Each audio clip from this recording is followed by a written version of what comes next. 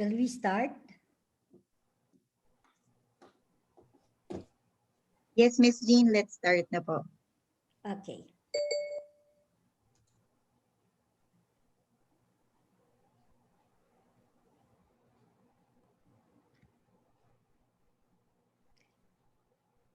Good afternoon to everyone. Diyos maray na hapon sa Indugabos.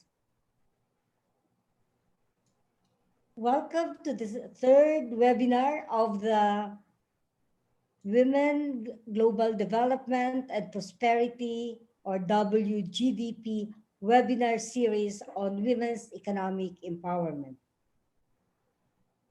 I would like to welcome what I call the webinar repeaters. There should be about 30 of them who have been with us since the first webinar. I am Jeanne Illo. Jaime Garchitorena and I will be your hosts and moderators today. Good afternoon. That's Jaime. Next slide will be the house rules. Hello, yes po. So before we begin, here are the house rules. First, participants other than the speakers and panelists are muted. Second, you may ask questions to the panel via Q&A tab or the chat box. There will be an open forum where your questions will be answered. Lastly, help us improve our webinars by answering our survey. The link will be shared to you at the end of the webinar. Kindly indicate in the survey if you would like to receive a copy of the presentations.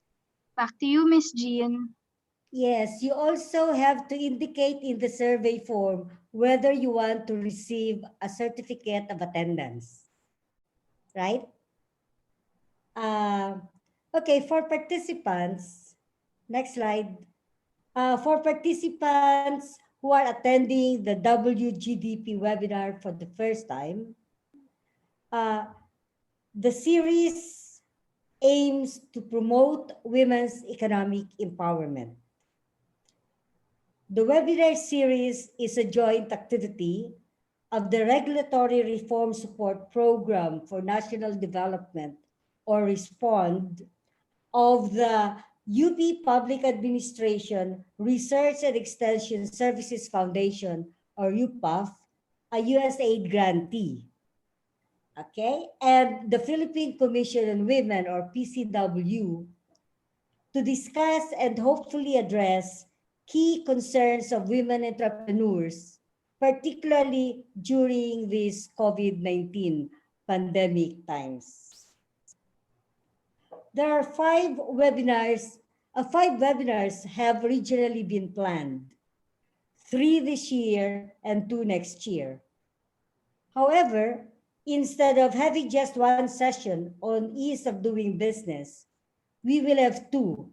Thus, there are tentatively 6 planned and probably more webinars as of now, 4 this year and 2 next year.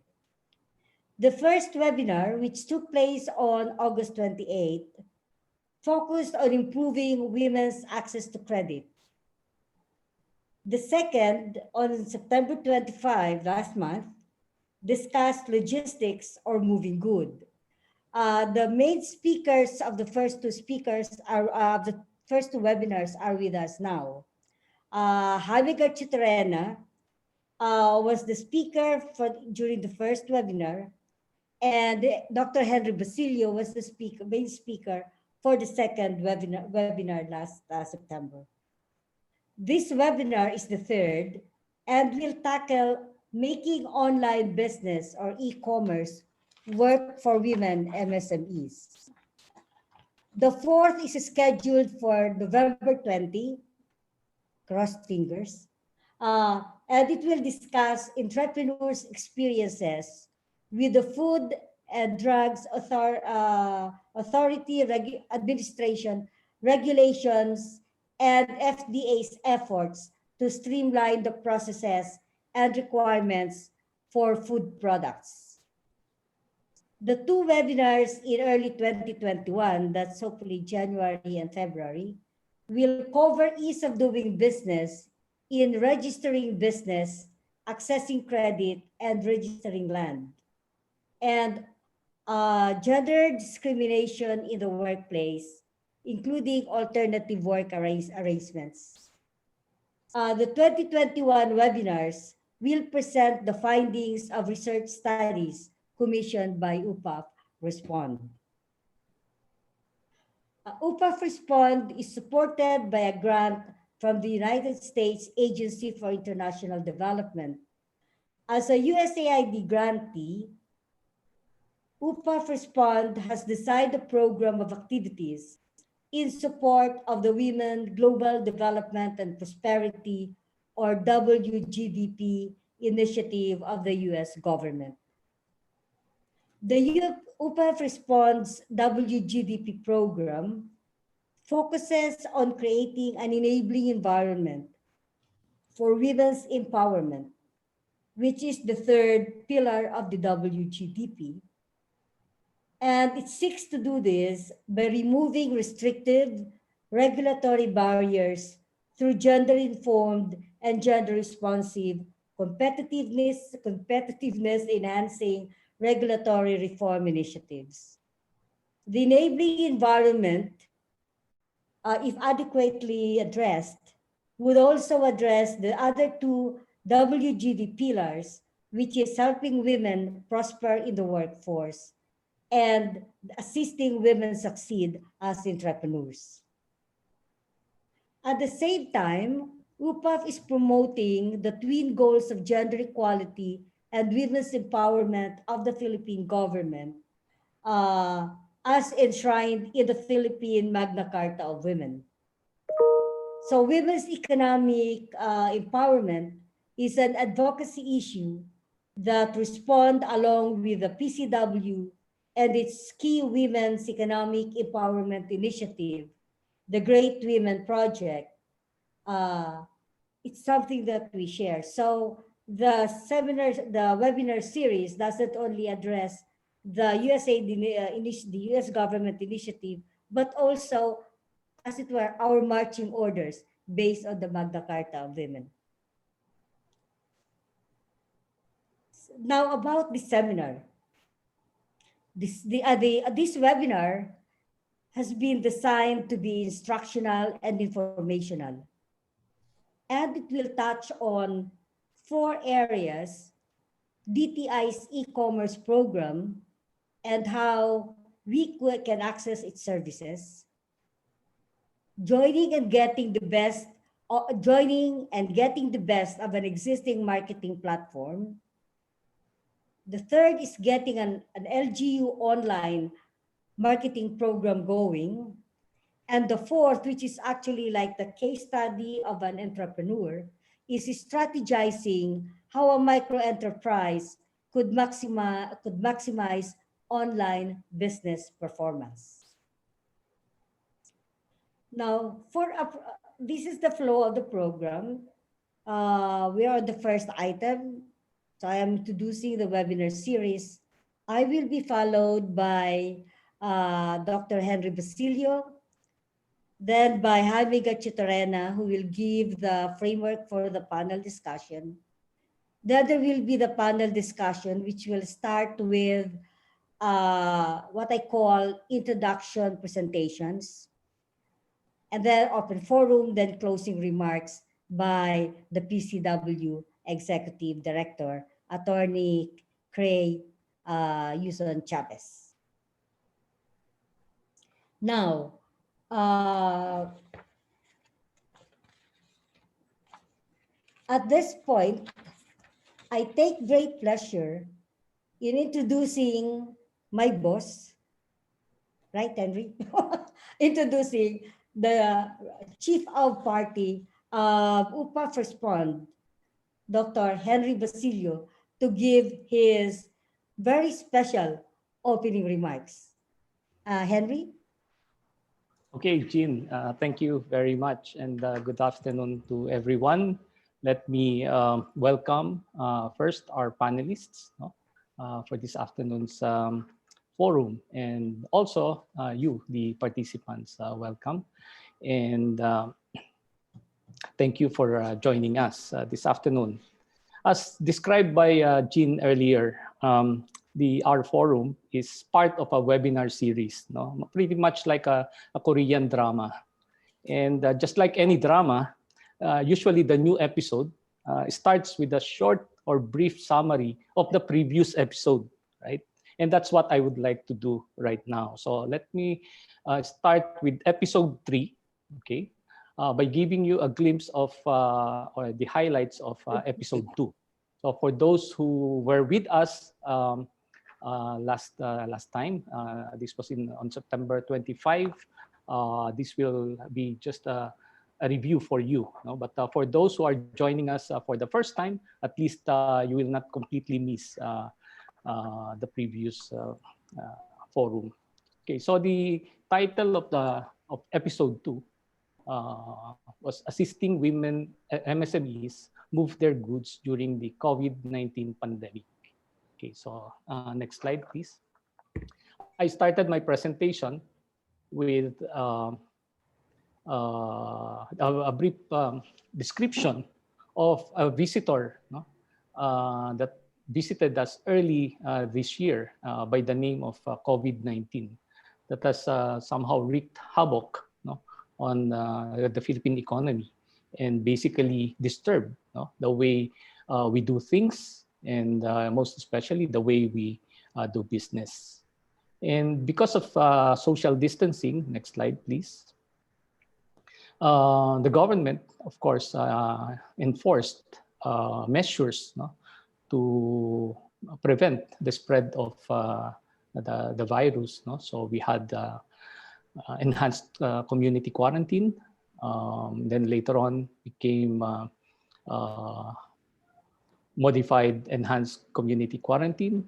And then now we have the GCQ and the MGCQ. No? But if you look at the graph shown on the upper right portion of the slide, no, it says that in at least in the region, we are one of the countries that implemented the most stringent measure, no, in combating COVID-19. Okay, next slide, please.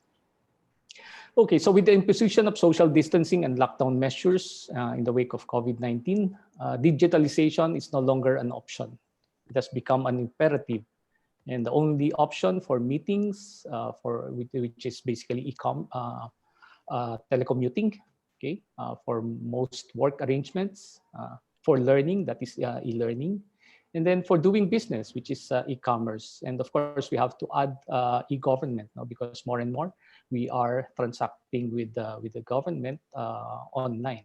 Okay, and this was a quote from Dr. Stanislao of UANP. And all these transactions or these activities, e-commerce, telecommuting, e-learning, e-government, must be supported by an efficient ICT and transport logistics infrastructure. ICT because as what digital economy is or what digitalization entails, it facilitates, no, the online transactions. On the other hand, we know full well that while transactions are done online, the specific or the delivery of the cargos will have to be done still physically. So we also have to address our transport logistics infrastructure bottlenecks. Next slide, please. Okay, so the figures are very telling. No? So before the COVID, well, we already have almost 38 million online shoppers.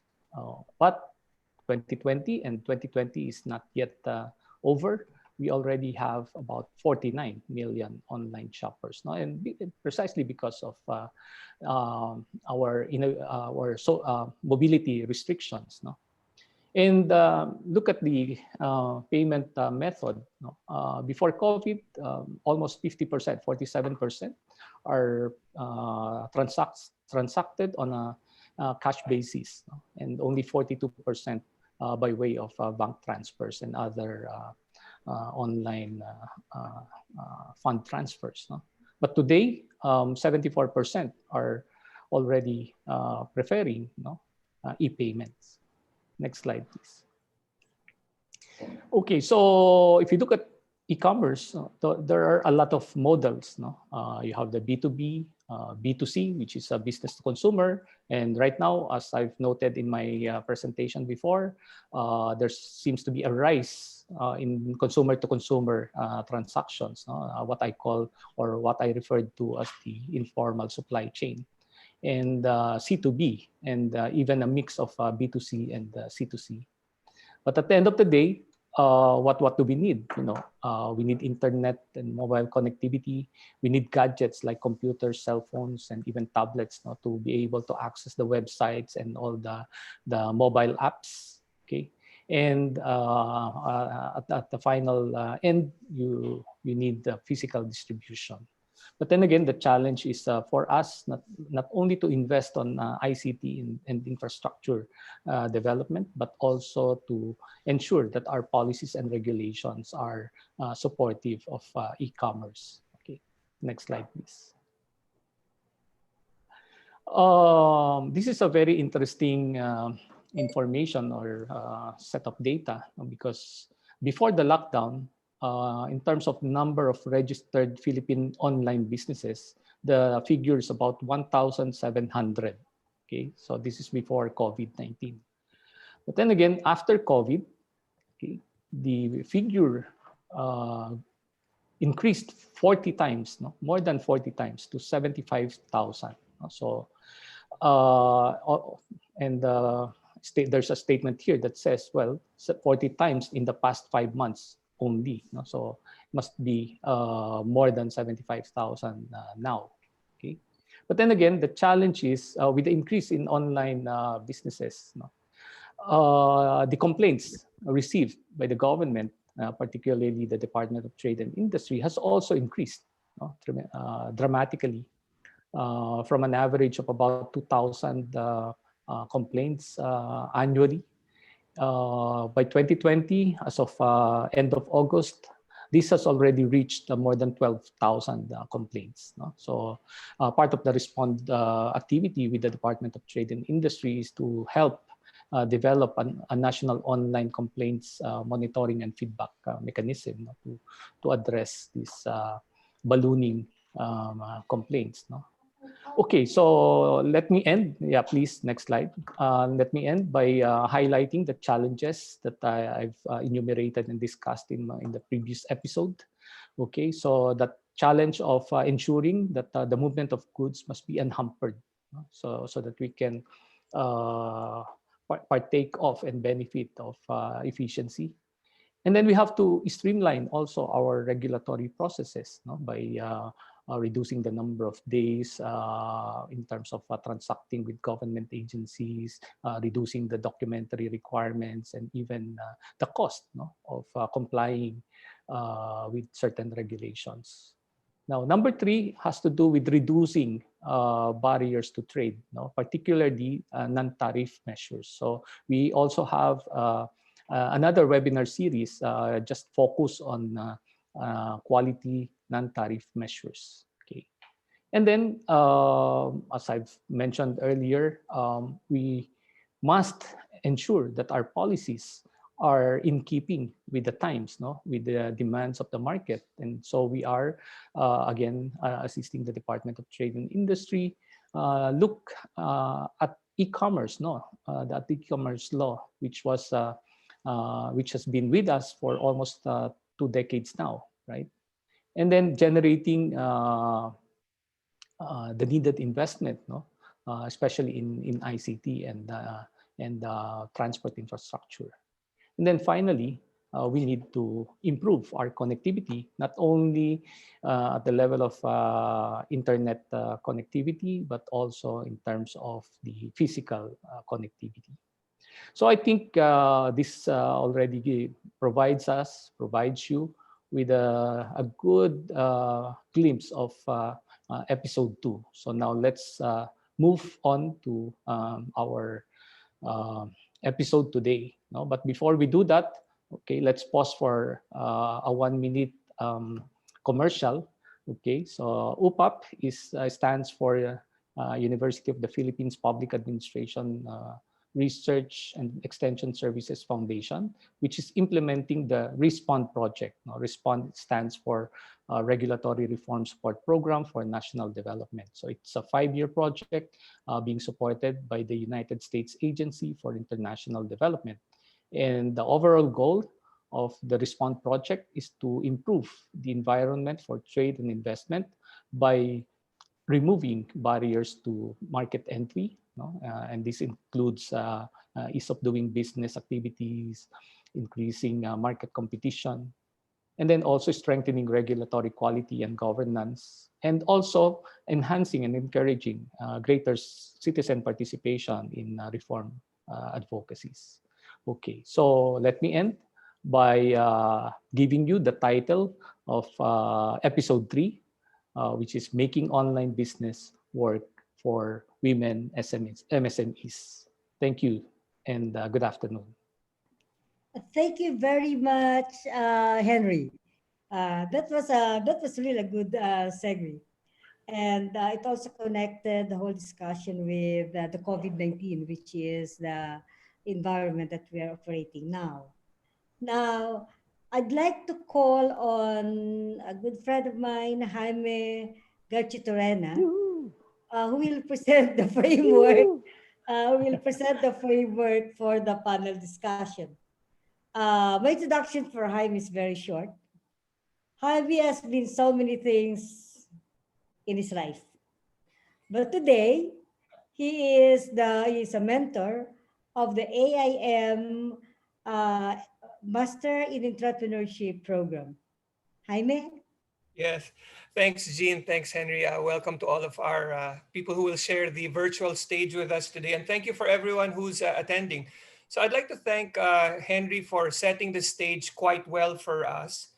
And more telling is, the first part is, until the pandemic started, everything was a nice to have. Kumbaga, kung gusto nating magbenta online, pwede lang. Pero kung ayaw mo, pwede din naman. Kasi meron ka namang kapitbahay, meron ka naman komunidad na pwedeng pagbentahan. Also, telcos, I believe, and other government regulatory agencies were also medyo on the fence and on the concept of e-commerce. And I experienced this directly, where conversations about e-commerce were seen as, while important, moving forward into the future, it was not as high as a priority. I think great visualization of this is the e-commerce law with 2 decades in place is only now beginning to realize, let's say, the recognized e-signatures. So kumbaga, dati lahat to may lugar sa pagnenegosyo, pero not front and center, hindi harap. Of course, COVID came, and all of a sudden what was nice to have is no longer nice to have, but essential. And one of the main concerns is, will the infrastructure hold up? Yung meron ba tayong sapat na IT, meron ba tayong sapat na consumer protections, meron ba tayong sapat na batas that protects everyone in the ecosystem. So my role today here is to contextualize this. No? Kasi pag tinitingnan natin, yung dating nagbebenta, gaano ba kaiba ang pagbenta online sa pagbenta sa labas? And that's why, if we can bring up my next slide, this would be a good time, sa internet, this would be a good time to bring up my first slide, cover slide. So, ang naging title ko nito, Getting Ready for Online Selling. Pero kung napapansin nyo, meron tayong subtitle na, Are you ready to sell spaghetti? Na bakit are you ready to sell spaghetti? Kasi nung nag-pre-conference kami ng ating mga guests, at tinanong nila, baka naman, Jaime, yung mga pinag-uusapan mo, para sa mga malalaking organisasyon lang, malaking negosyo na yan, so madaling mag-transition. Importante ba ang mga elements ng online selling sa mga nagbebenta, yung mga nag-uumpisa pa lang? And I thought, what can be simpler to define a potential online product that can be made at home by the average person other than spaghetti? Everyone loves spaghetti. Jollibee survives on spaghetti. McDonald's has spaghetti. We all love spaghetti. Everyone can make spaghetti. So yung konteksto ba natin ng pagbebenta online, pagbenta natin ng spaghetti para makatulong sa ating mga everyday expenses, kunyari home business, no? Is this relevant, or can this be translated to online? And what are the challenges to translating this online? And of course, if it works for spaghetti, it might work for a Rolex, it might work for a house, it might work for a new car. So when we think about online selling, let's see if it'll work in selling spaghetti. So first we have to go, what is selling ba? Ano ba yung pagbenta? So if we can go to the next slide, please. So selling is a person who has a product or service and believes that there is someone out there who needs or wants that product or service. So bago kayo mag-umpisa ng tanong, mag-umpisa, ang tanong niyo sa sarili niyo, there are several questions that I set up. And these are the areas where whether online selling or selling in a physical environment will come into play. So what is a product? So I put here, a product is a good or service that has specific attributes that can be found in the marketplace. In other words, merong nagbebenta ng isang produkto. Merong isang item, whatever that item is. What is quality? Quality is the some attributes and limitations of the product. So pag sinabing use for not for external use only. So dinidefine mo ano ba yung quality nitong product na to? Ano yung mga kasarian niya, katangian? What is selling? Yung selling is basically finding a buyer for your product. What is price? Very obvious. Price is ano ba yung pinagkasunduan yung presyo? Ito medyo mas mahirap, minsan mahirap intindihin. What is desirability? Desirability is when want or need for a product or service exceeds its price. So kunyari, pag meron kang binebentang item na piso lang, pero ang hindi naman yan masyadong gusto, kahit libre mo pa yung ibigay, hindi mo mabebenta. On the other hand, kung kailangan na kailangan o gustong-gusto ng isang tao, kahit gaano kamahal, kukunin niya yan. So what is profit? Madali lang naman to, kita. What is profitability? Profitability is sa punot dulo, pag nabenta mo na lahat ng kailangan mong ibenta, kumita ka ba o hindi? What is scale? Scale is kaya mong magbenta ng isang plato ng spaghetti ngayon sa kapitbahay mo, pero kahit gaano kasarap yung spaghetti na yan, pag dinagsakan na ng 1,000 order ng spaghetti, kaya mo pa bang ma-meet yung demand ng spaghetti mo while staying profitable?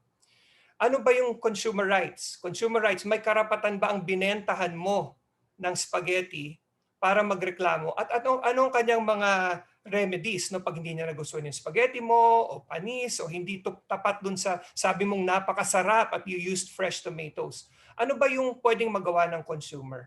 And then finally, what is consumer satisfaction? And I think this is the thing that everyone on the panel wants to achieve. Consumer satisfaction is the overall consummation of the transaction. In other words, meron kang produkto, nabenta mo sa tamang presyo, nag-meet sa expectation ng buyer, and everyone is happy, including the government regulators and those that provide the framework for making the sale to begin with. So these are all the questions that you're going to have to ask yourself before you get into the business of selling, but also before you get into the business of selling online. Because there are the very specific parang conditions or pagkakaiba between selling physically and selling online. So if you can identify and fill all of these gaps, you're ready to sell. Now, what is selling again? Let's go back to that question. Next slide, please. Para sa maraming tao, seller is a very linear thing. Meron kang product, which is the yellow dot on the left, ikaw ang seller, at meron kang buyer. At every time kailangan ng buyer, yung gamit mo, naibebenta mo sa kanya. At pag kailangan mo naman ng bagong stock, kukunin mo naman sa manufacturer or sa distributor. So the seller is the customer of the manufacturer, distributor, and the buyer is the customer of the seller. Now, if life could be that simple, then we should all become entrepreneurs and sell something. But unfortunately, hindi ganun kasimple ang pagbebenta. Because when we go to the next slide, you'll see how many dimensions selling actually has. Next slide, please. So rather than the simple three-step process, selling, at least this is my simplification of the process. It can get more complicated than this. Is actually at least 1, 2, 3, 4 steps of the selling process. And it involves finding a product, making sure that the product exists before you sell it, trying to sell it, which is in the blue, actually selling it, which is in the green. And the worst part about selling, and I hope you never get into this, is what if the product that you sell has not made the customer happy? Or worse, what if the product that you sell causes damage to the person who bought your product? These are all the considerations that you have to think about when getting into selling. And this is, again, not just about selling something expensive, all the way down to selling spaghetti, right? Now, it's important to note na bago kayo mag-umpisa magbenta, sino ba talaga ang mga dapat, sino ang may pananagutan? May pananagutan lagi is yung seller, lalo na pagdating sa buyer. And the buyer has all the power under law to be able to make sure that he gets what he wants. So he has the power within the process, number one, whether to buy or not. But he also has the power to validate your reputation or file a complaint. Once you engage with a buyer, medyo nasa ilalim na kayo ng kanyang kamay. And that's not necessarily a bad thing. Ganun naman talaga. The seller is subservient to the buyer in terms of the contract. Pero importante din that as a seller, meron ka rin dapat compliance to regulatory agencies and the observance of laws. We're going to be discussing letter FDA certification of certain items. There's also the question of taxes. And there's also, of course, the question of DTI being there as a middle person in case there are disputes. So hindi lang to buying and selling. Buying and selling is just the start of the process. Pero maraming dimensions. And I hope I'm not scaring you off to the concept of selling yet. Because all of the people who are on the panel today are here to tell us how there are supports to what you want to do online. Next slide, please. So this is just a further reiteration ng ating circle. No? Nakikita niyo that for every stage, the supply stage is in yellow, who are involved there? The producer, the seller, and there's also the context of laws, and there is a selling platform. Now, whether that platform is your house, whether that selling platform is a platform like Carousell, there's always a selling platform. The blue portion is the pre-sales, your marketing. How do you convince someone to buy? What are the things you tell him? Do you tell him that it will cure everything that you have, or it will taste more delicious than anything you've ever tasted? This is the section where you might be convincing the buyer that your product is worth buying, and if he spends his money, he will be completely satisfied. And in that particular context, we have the buyer, the seller, the producer, and other participants. Now, in the green area is the delivery. This becomes more tricky kasi iba yung may nangako kang ibebenta mo sa kanya at nagbayad na siya, let's say, pero paano mo ngayon dadalin sa kanya? Or worse, kung hindi pa siya nagbabayad, kung cash on delivery, paano ka mangongolekta? So ang mga involved naman doon is kung may payment service ka ba, kung may, ikaw as a seller, yung platform na pinili mo, yung buyer is still involved kasi siya pa rin yung tatanggap. At yung sino ba magdi-deliver ng produkto? And this last stage, yung kulay red, is itong pinakamalala. Again, paano pag hindi nagustuhan ng buyer or i-claim ng buyer na niloloko mo siya? Ano ang recourse ng buyer? And again, padami ang involved dito sa proseso na to because there's you, the seller, then there's the buyer, there are the laws that cover selling, there's the producer of the item. Was the item defective from the moment you got it? The delivery service. Was there a problem with the delivery that caused the defect in the item? And also the selling platform. Is the selling platform part of this process of selling? May liability ba siya? And I wish we could stop here, but it gets a bit more complicated than that.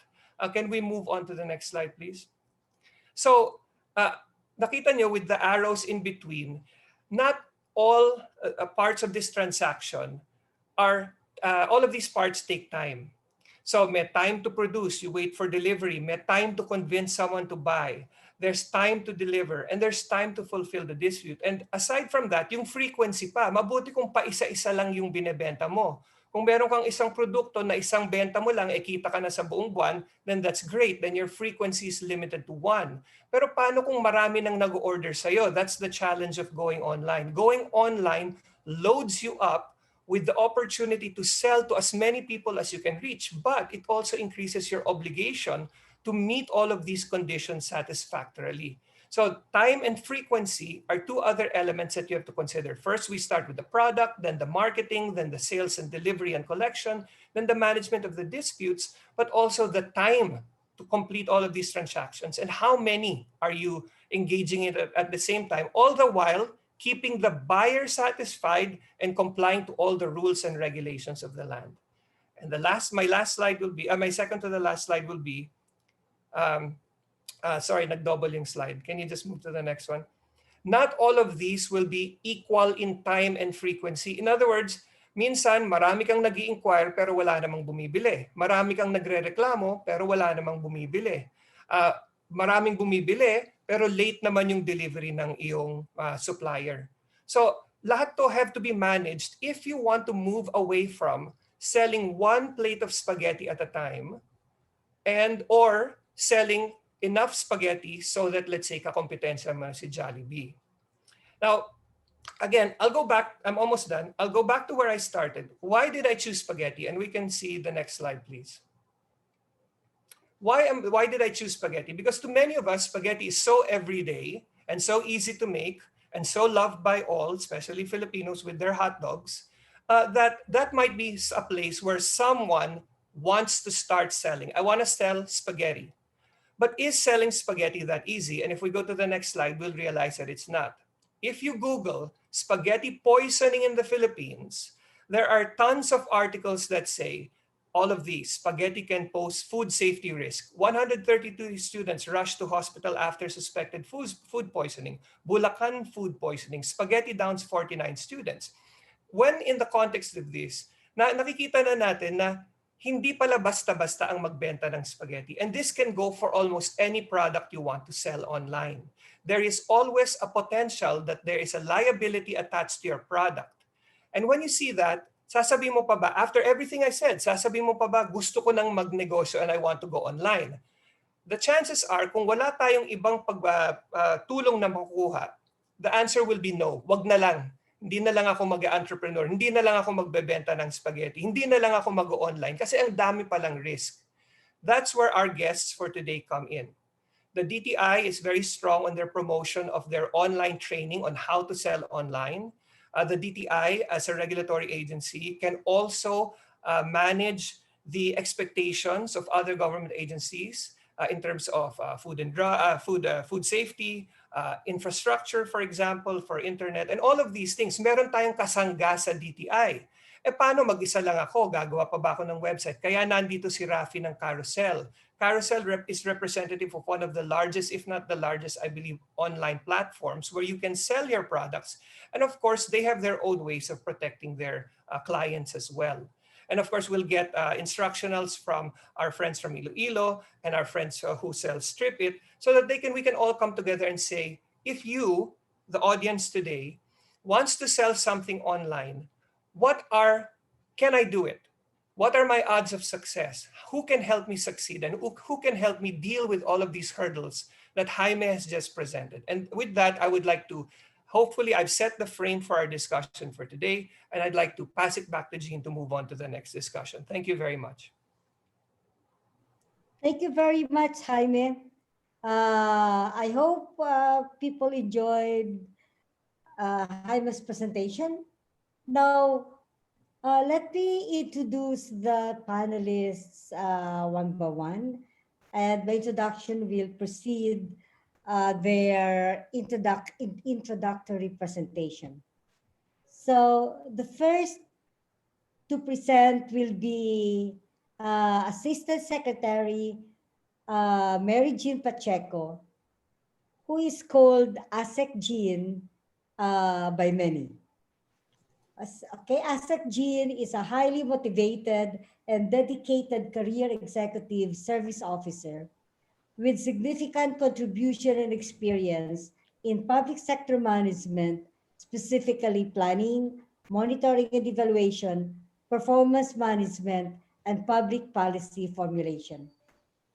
As a CESO, ASEC Jeanne is a GAWAD CES in 2017 nominee and the 2015 CES, that's Career Executive Service, okay, VIP, a very innovative person, in 2015.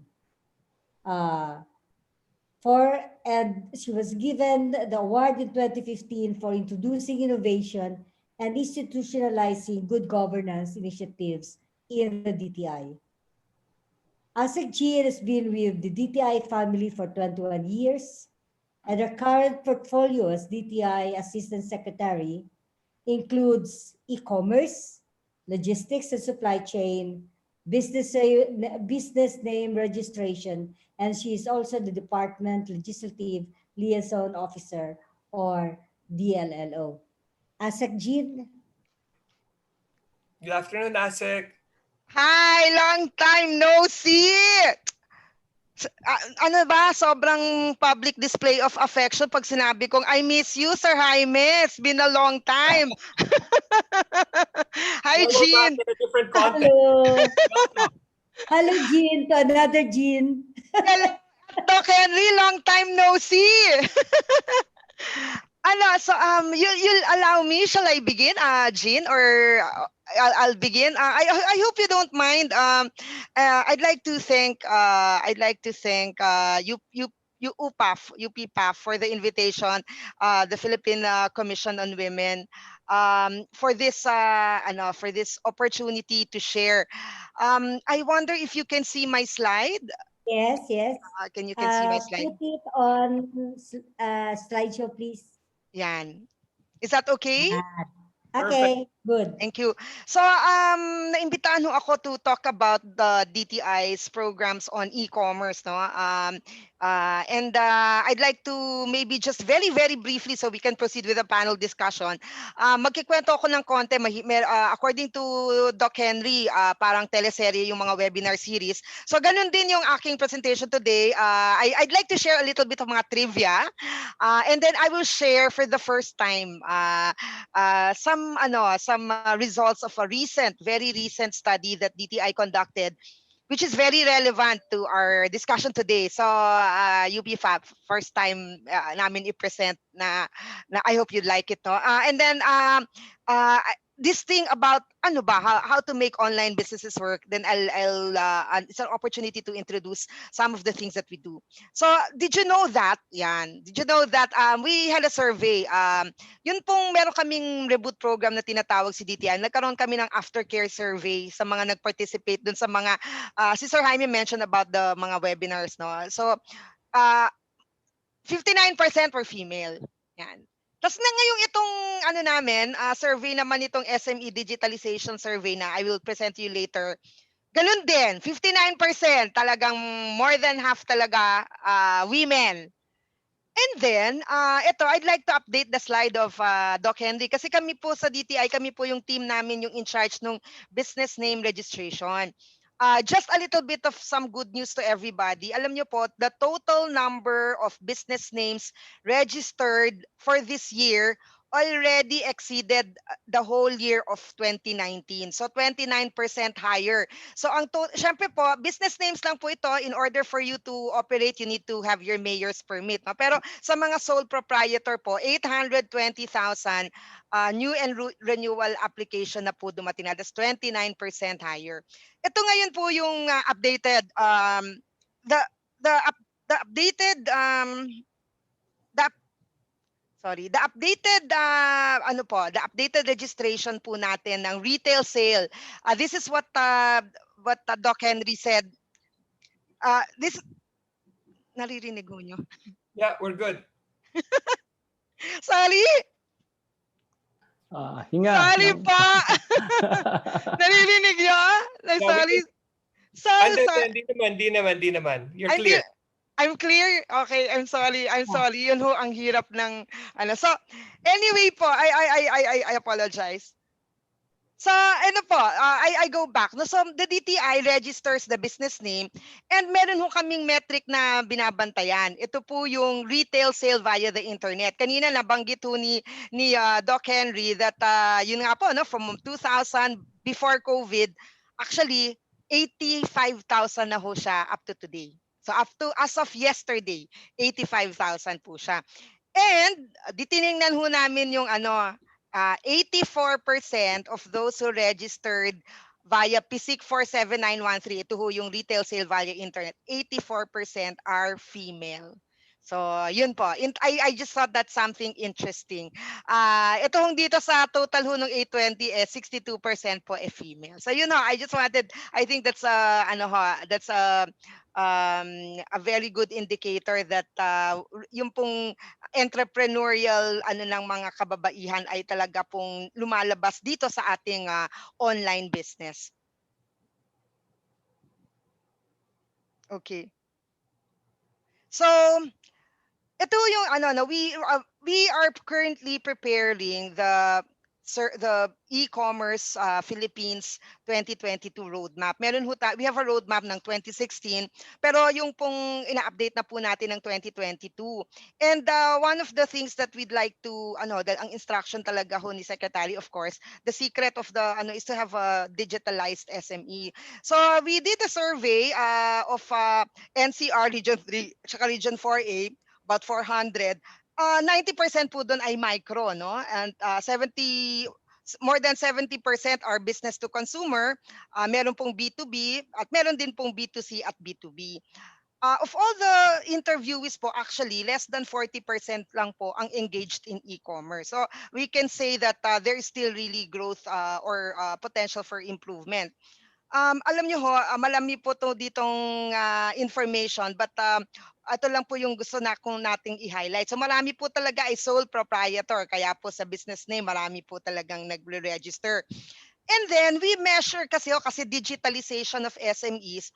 Ang measurement po sino po yung gumagamit ng mga ICT tools, no? And based on our interviews po, more than 87% actually use a smartphone. Yun ho talaga, marami na po talagang gumagamit ng smartphones, no? Kaysa sa mga laptop. So, but this is really an indicator, no? Talagang po tayo, digitalized, no? Ito nga lang po. Under the ASEAN, there's the ASEAN study that categorizes micro, small, and medium enterprises. In the ASEAN study, they had a basic, which means that these are SMEs na gumagamit ho ng email. Yan ho, basta meron kayong Microsoft, yan ho, yan po ay basic. When you start selling online, you are in the web. May website kayo, nagbebenta kayo social media, naka-onboard kayo sa mga platforms, then you are already called or categorized as intermediate.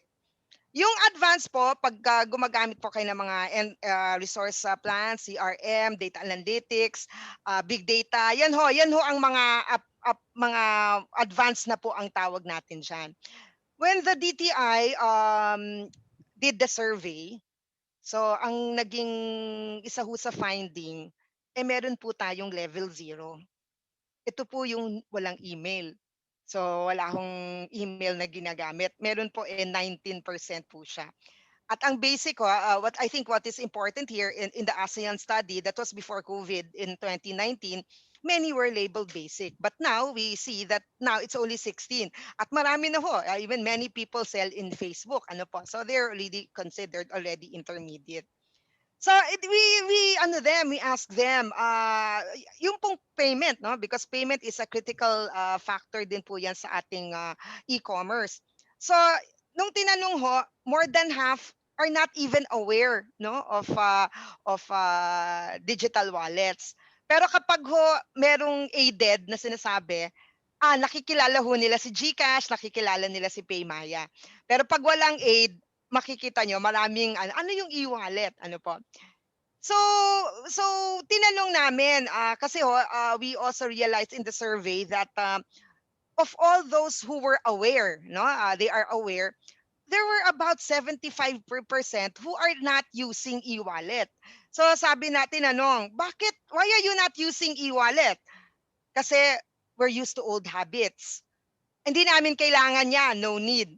Don't know how to access. Of course, kami sa DTI and the government, of course, we work with the Bangko Sentral. These are all indicators. What do we need to do? No? Kasi if we are to pursue e-commerce, payment is critical. So kailangan ho natin ng awareness. So yun po, tinanong din namin sa kanila about social media. Ang mga Pilipino po gumagamit ng social media sa personal.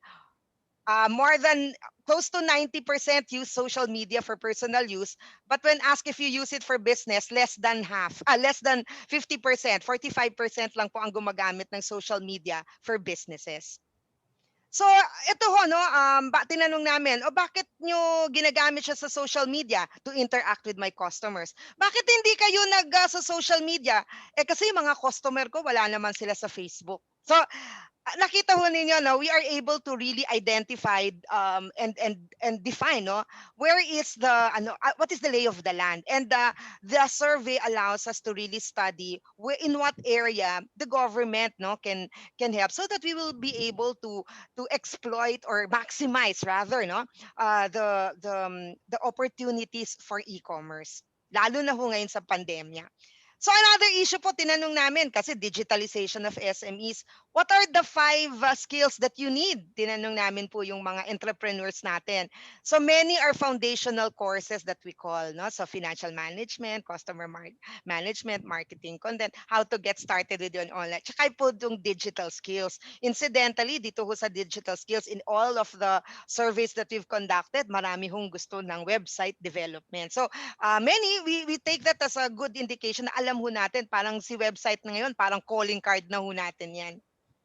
So there were recommendations, no? And I think very critical here would be, I think we in government should upscale or scale up our efforts towards encouraging people to go online, to expand their business online, and also for consumers to also now advocate for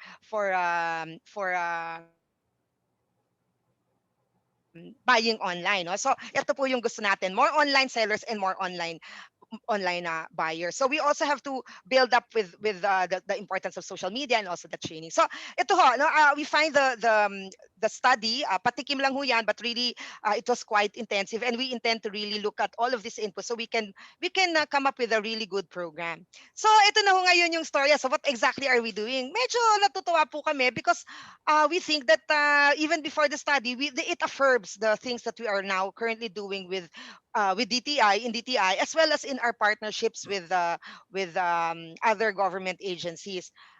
When the COVID came, the Secretary of Trade immediately, sabi niya sa akin, may instruction siya, sabi niya, we need to come up with a program. And the program should help, habang tayo naka-quarantine, let's use this opportunity to assist our micro, small, medium enterprises na nawalan dahil nagsara tayo. So, bigyan natin sila ng assistance, no? So, we came out with what we call a reboot program. We called it reboot program simply because we all remember, and I take also our from Lazada because we were brainstorming. And then we were saying, di ba, pag reboot, ang computer po natin, pag naghang, anong ginagawa natin? Nire-reboot natin siya para bumalik ulit siya. So, reboot program. The reboot program for online enterprises is really something that we could not have done it without the strong engagement of the private sector. So, nakita ho ninyo, hindi ko na po sila iisa-isahin, but all of the major e-commerce players are in that as part of our agency partners. During the time, it's really called a bayanihan effort, because when we called them, immediately they came in, they said, what can we do? And then we said, oh, you give your resource persons the time, the effort, even po yung access sa kanila ng mga tao. So naging maganda po yung reboot program according to the platforms because of this initiatives. Marami pong tumawag sa kanila at nagtanong, paano gusto namin mag-onboard. So kinausap po namin yung mga telcos at sabi namin, baka pwede naman natin silang bigyan ng internet. So si PLDT, pag nag-subscribe bago kang negosyo, they will give you free internet for I think mga 3 months. Meron pong SB Corporation, if the SME requires loan, nandyan po yung SB Corporation. Yung onboarding po, ito po yung sabi namin, dinedemystify, marami hong fake news. It's very hard to get to Lazada, it's very hard to get to Shopee. Sabi ng mga Lazada, hindi, madali lang. So ito, walang bayad yan. Hindi yan. So tinuruan po natin sila, no? We gave them the information straight from the platforms themselves. Yung pong online payment, nandyan po sila Paymaya, sila GCash, sila po ay walang sawa talagang provide ng kanilang asset. At saka nandyan din po yung mga digital, sa ating mga ride-hailing, logistics, last miler, mga delivery platforms. So sila rin ho, no? They were very willing to give discounts to our SMEs. But one big portion po nitong reboot program is what we call the skills reboot, control biz reboot now. We are very happy kasi una we wanted simple lang series 1, and then ang dami pong ang dami pong nag-request. So meron na pong series 1, may series 2, nagka-special edition ng Facebook. Tapos meron ho kaming special with Department of Tourism. And ngayon ho, no, even now, inaanyayahan ko po kayo na manood po dun ho naman sa logistics edition. Because as you said, without an efficient logistics, napaka-critical po yan sa inyong business. So we are very happy because we are using this even if we cannot meet face-to-face. We believe that we are able to deal with more people and share it through Zoom and Facebook. At sabi ho ng Facebook, close to 1 million na daw po yung reach. At hindi ho natin magagawa to kung lahat tayo po ay face-to-face. And we are really getting good feedback. So ito ho yung mga summary. I would like to, sa lahat ho ng nakikinig ngayon, if you were not able, if you missed it, all you need to do is to go to our Facebook page. It's e-commerce at DTI.go. E-commerce at DTI if you're in Facebook. But you are also invited to view the DTI YouTube channel. Lahat ho, we were really, it's all there. The resources are there. Marami hong may gusto nung how to transform your business online. Marami po yung may gusto sa marketing, sa e-fulfillment po. Isa din po yan sa mga patok na mga topics. How to sell your product online. So the answer to the question is of today's seminar, no, how to make online businesses work. Please manood lang po kayo habang nagluluto o kaya naman nagpapahinga kayo. At manood po kayo ng aming mga webinars na ang mga nagsasalita po diyan talaga pong mga experts at mga practitioners. Wala pong fake news. So yun po. And then another po namin dito, next pong aming intervention, how to make online businesses work. Ito pong tinatawag naming trabaho, negosyo, skills pathway. The one that I have mentioned earlier on talks about entrepreneurial skills, no? Kaya po siya control biz. Pero meron din po tayong employment or trabaho skills. And we're calling that, it's a very new introductory program. It's PET project, Pivot and Embrace Technology. Pivot, Embrace Technology. Alam nyo, marami ho sa ating mga e-commerce companies dahil they expect to grow. They need people. And there are some of us who are not, yung maraming men nawalan po ng trabaho, baka ho magandang changing career. So ito po, no, we would like really to massive upscaling po on digital skills. So ito po yung abangan ho ninyo, si DTI ho will introduce this, and we are working with the TESDA. The idea is to really have a robust e-commerce. So what we want at the end of the day, we have more online merchants, you have skilled workers for e-commerce companies, and these are all high-level digital skills. Kasi malami pa po to, lalago pa po ang ating e-commerce. Sabi nga ho, 25 billion by 2025. So there, I won't go into the details. Ito na po yung company. And then ang final ho natin siguro is this. I would like to cite that the Department of Trade and Industry is working with many of our partners. Isa po doon na na private sector natin dito ho ay si Google, no. Si Google po ay merong mga tools that are available. Meron nagpartner po kami, it's called Google My Business, so that yung pong for all of you who want to get into, minsan hindi nyo na kailangan magkaroon ng website developer. Punta lang ho kayo kay Google, mag-sign up kayo, and then ang dami ho niyang tools. Bibigyan niyo ho kayo ng Google Store. And kami ho sa DTI, we verify. And when you go into this, makikita na yung negosyo ninyo sa Google Map. No, yun ho ang maganda dito, no, sa Google Store. So yun po yung isang maganda dito, and we are partnering with them. They have a new SME caravan, and we hope that you can use these tools. And hindi lang po, no, I have to also say and also mention that we are also working with Facebook helping us. The other day, nandiyan po, sabi po si Amazon, gusto din lahat po ng mga private sector natin ay nakikipag-ugnayan po sa DTI for all these projects. And so baybayan nyo lang po talaga kami sa e-commerce at sa DTI. I would like to finally end this slide with something that I want sana all of you to remember of what government is doing. Sabi po ko kanina is that we have introduced what we call the e-commerce roadmap. And si Secmon ho, we coined this basta e-commerce, madali. Bakit hong madali, 'di ba? Pag ikaw ay consumer, bibili ka lang, meron ka lang telephone, maglasada ka lang, Shopee, meron ka, bili ka na, mabilis, hindi ka na pupunta at mamamasahe pa, no? Nandiyan na. Pag consumer ka, madali. Pag ikaw naman ay business, hindi mo na rin kailangan mag-brick and mortar, wala ka lang masyadong overhead, yung mga delivery mo, pwede mo na lang ipa-deliver. Mas madali. Yan po ang nagagawa ng e-commerce. But meron din ho kami sa DTI na priority. When we say madali, it really stands for market access, digitalization, and logistics integration. When we say market access, the idea is for DTI to help increase your market. Kung kayo po ay may store dati, ito lang ho kung saan malapit yung store nyo, doon lang ho yung mga customer. Pero kung kayo po ay nasa e-commerce, nandyan na po yung cross-border e-commerce. Kahit na nasa malayo pang barangay o nasa ibang probinsya o sa labas pa ng bayan natin, magiging customer ninyo. So yan po, market access, and we are helping make sure that happens. The digitalization is exactly what I mentioned, which is the digitalization of SMEs. And then yun pong logistics integration, which is kabaligtaran po din nung kasama po sa ecosystem. Pag hindi ho natin ma-deliver yung ating mga produkto, hindi ho effective ang ating e-commerce. We have to reduce the logistics cost, and we have to make our logistics more efficient. And this is why magka-partner po kami ni Doc Henry, lagi po kaming magkasama because we are working on this. And ito lang ho, sabi ko kay Doc Henry, kasi siya to, sabi ko, ang ganda nito. Tingnan nyo ho, the digitalization of SMEs is important. It is very, very important. Sabi nga ni Doc Henry, pag tinanggal mo yung mali na.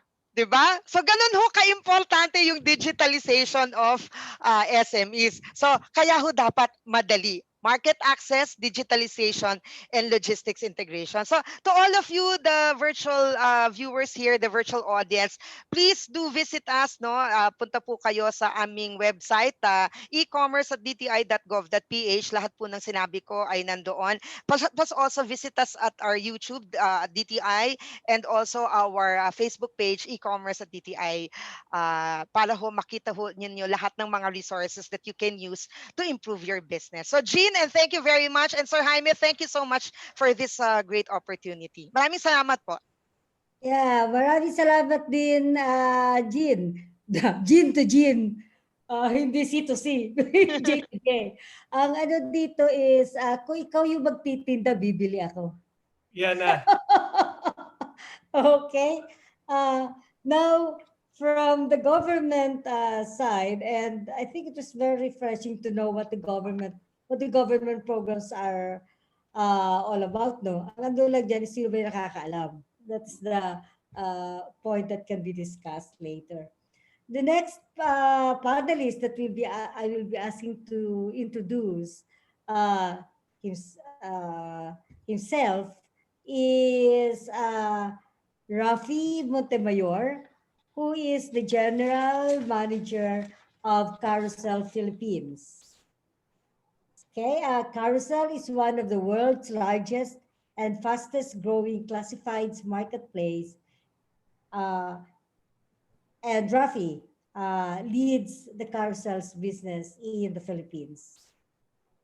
He has held various leadership positions at HSBC Philippines and was the country director for Agoda, one of the largest online travel agencies in the region. Raffy went on to become the general manager of the OLX Philippines, where he was responsible for the improvement in revenue over 2 years and for reshaping the business to more streamlined model. Following the merger between OLX and Carousell, Raffy continues in his position as general manager for the newly formed Carousell Philippines entity. Raffy? Hi, good afternoon, everyone, and thanks so much for the opportunity. to share with everybody here more about Carousell and how we're helping women entrepreneurs grow their business. So I'll just share my screen. I'll take you through a few slides. Does everybody see my screen now? Okay, cool. Yes, Thanks. yes. So for those who don't know about Carousell, we're a classifieds marketplace. And it's all about making things simple to list and simple to buy and sell. And for those who don't know Carousell, we started off as Sulit in 2006, rebranded to OLX in 2014, and then changed to Carousell in 2019. So we've been here a long time, and we've evolved online business and digitalization. Now, you may ask, what is Carousell? So we're an app-first classifieds platform, similar to Manila Bulletin's classified section or Buy and Sell Philippines back in the day, but we're powered by tech and we're visible online. We're all about making it simple to buy and sell, making things convenient for users, making it easy for people to negotiate with each other and close a transaction. And because we're online and we're app first, it's all about the beautiful pictures that our listers are uploading, and we highlight them, and we make it easy for people to share these listings with their friends and family, because it's important also to be very social when we buy and sell. And here's just a quick look at how easy it is to sell. And we believe that you can sell in 30 seconds or less on our platform. You basically select the photos of the item you're selling. You input a few required and optional fields just so that people have more information. And then once you post, you start chatting with people who are inquiring on your items. And just a little bit about Carousell as a group. We're available in 8 markets, and we have more than 45 million registered users in these 8 markets. And in the Philippines, we have 3.5 million registered users. And so Carousell, when you register, you either use your mobile phone, your email, or your Facebook account. So it's quite easy to register and to start selling. Now, our traffic has been growing steadily, and then really skyrocketed in 2020. So actually, if we look at our total users, because not everybody wants to register, they just want to buy, and you don't need to register if you're just buying. If you look at our total users, it's grown more than 70% year on year. We have now close to 8 million users monthly on our platform, and we believe that will keep growing over the next few years as more people really go online, and it becomes a habit for people to buy and sell online. Now, we'd like to highlight actually how we've helped Filipinos over the past few months. In this period, we're looking at February to June. And this was really when the lockdown started, and it was quite difficult for everybody in the Philippines. And we've actually, on average, helped Filipinos sell and earn 55,000 pesos during this period. And we're talking about more than 450,000 transactions closed on Carousell Philippines, worth close to 4 billion pesos. And we're really seeing what are Filipinos doing during the lockdown. That's the beauty of a marketplace, where we have a lot of data on what are people looking at, what are people inquiring on and buying. And as an example, we see that there are 3 times more Filipinos who are cutting their own hair, myself included. So you see that I shaved my own hair a couple of weeks ago, and I'm sure that many of you are doing the same for yourselves or your loved ones. Absolutely. Yeah. and also people are staying fit while being at home. We're seeing that there are 9 times more people looking for workout equipment. Unfortunately, myself not included. I have gained weight during the lockdown, but it seems like many more Filipinos have actually stayed fit. And that's what we're seeing in the platform. And really, as more people come online and buy and sell online, we'll really start to see really what Filipinos are looking for, what they're doing.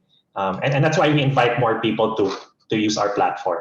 And the next few slides, I just want to help inspire more people start selling and start their business. We have women entrepreneurs who are already doing that, and I wanted to highlight a few, and hopefully they will give you some ideas and inspire you to start doing the same. So this is one of our users. Her name's Josen, and her username is Happy Finds Manila. So she sells pre-loved clothes and vintage items while her work is on hold. And she was able to earn 10,000 pesos during the lockdowns by shipping her pre-loved items using Lalamove and Grab. So it's an example of a user who decided just to start selling pre-loved items. Very low capital, in fact, zero, because it was all things that she had already at home. And that's how she got started. The next seller is Ange. So Ange is not necessarily your typical woman entrepreneur, because she wanted to earn money so that she could fund her family's activities. So using the items that she sold, she was able to fund her her daughter's baby shower, and also her daughter's first birthday party. And she was able to do this after quitting her job, right? So that's another example of how we've helped women with important things, do important things in their lives. This next user, we don't know her name, but we know her username. It's in transit for you. She earns more than 50,000 pesos every month from selling on Carousell, and she used the money she earned to buy a new mobile phone. So she shared with us a picture of the mobile phone that she bought, and it also helped her fund her travels before the lockdown happened. The next is a seller called Jai. She's a mom, and she used Carousell to declutter. She bought baby things on Carousell, and then later on, it inspired her to start selling baby essentials as well as clothes now. Another example, second to the last example, is Tere. She's an advocate of sustainable fashion. She buys secondhand clothing and upcycles them. So she creates unique, one-of-a-kind items. And in the past year, she sold more than 450,000 pesos worth of clothes on Carousell. And it allowed her to leave her consulting job so that she could pursue her passion.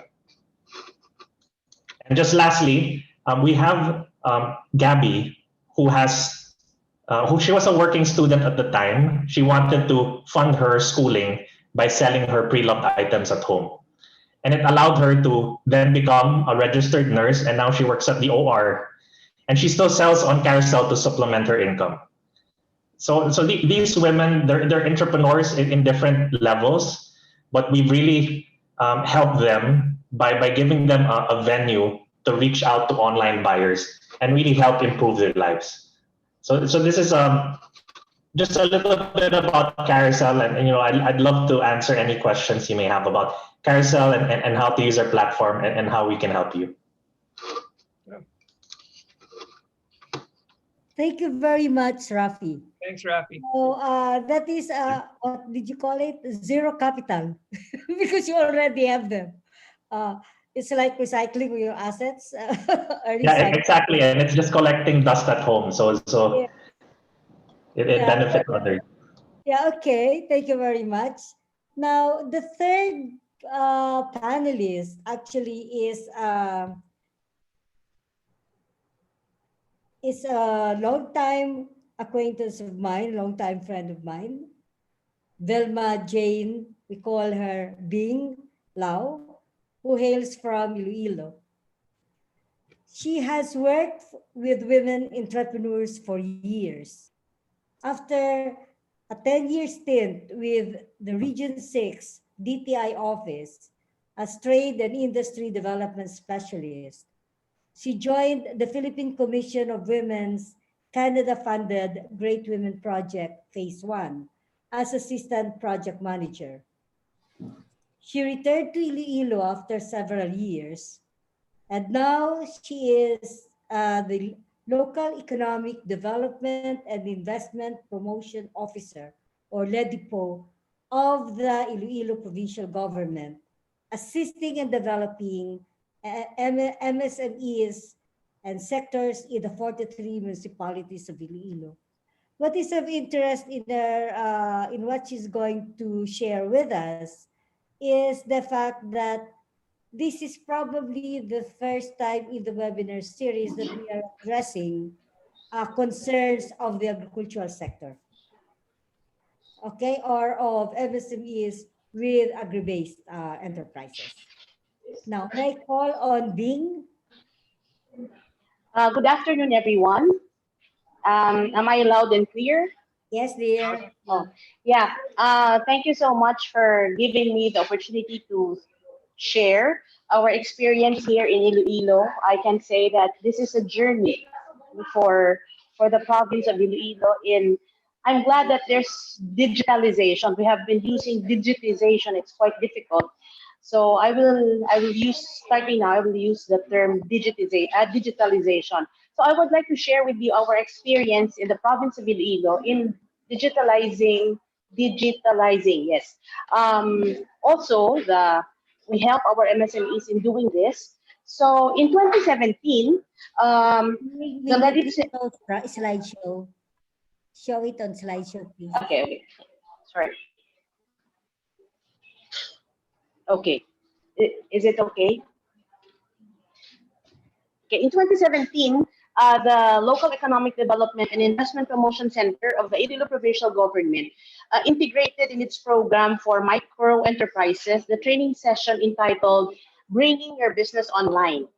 I can relate with Miss Jean when she said that they have a partner, Google Philippines, Google Business, Google My Business, because we have that also here in Iloilo. And that is one of the training sessions that we do since 2017.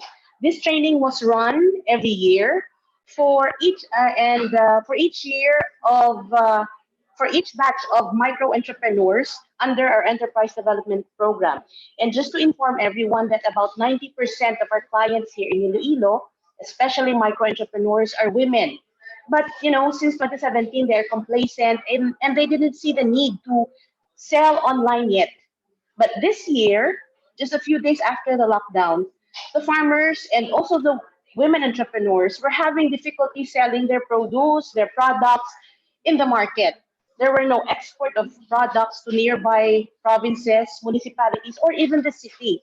So markets were closed, everything was closed except for grocery stores. Um, Around the end of March, the Iloilo Wholesale Tindahan was introduced to us by a group of millennials. They're a group of startups who were with the global shapers of Iloilo. It is the youth arm of the World Economic Forum. And it gave us the opportunity to partner with them to make use of the platform for our clients. So in April and in May, we had several meetings to discuss enhancements in the Iloilo Wholesale Tindahan, and we implemented the changes. So even on lockdown, every time there's an opening, every time we had the chance to meet and to discuss enhancement, how to improve the platform, we did that. And in June, we oriented all municipal agriculture officers on the platform, on the Iloilo Wholesale Tindahan platform, or what we call IWT, so they can teach farmers associations and cooperatives in the rural communities on its use. Now, this is the Iloilo Wholesale Tindahan Facebook page. And you can just send a message to Tita Laila, and the chatbot will respond to you.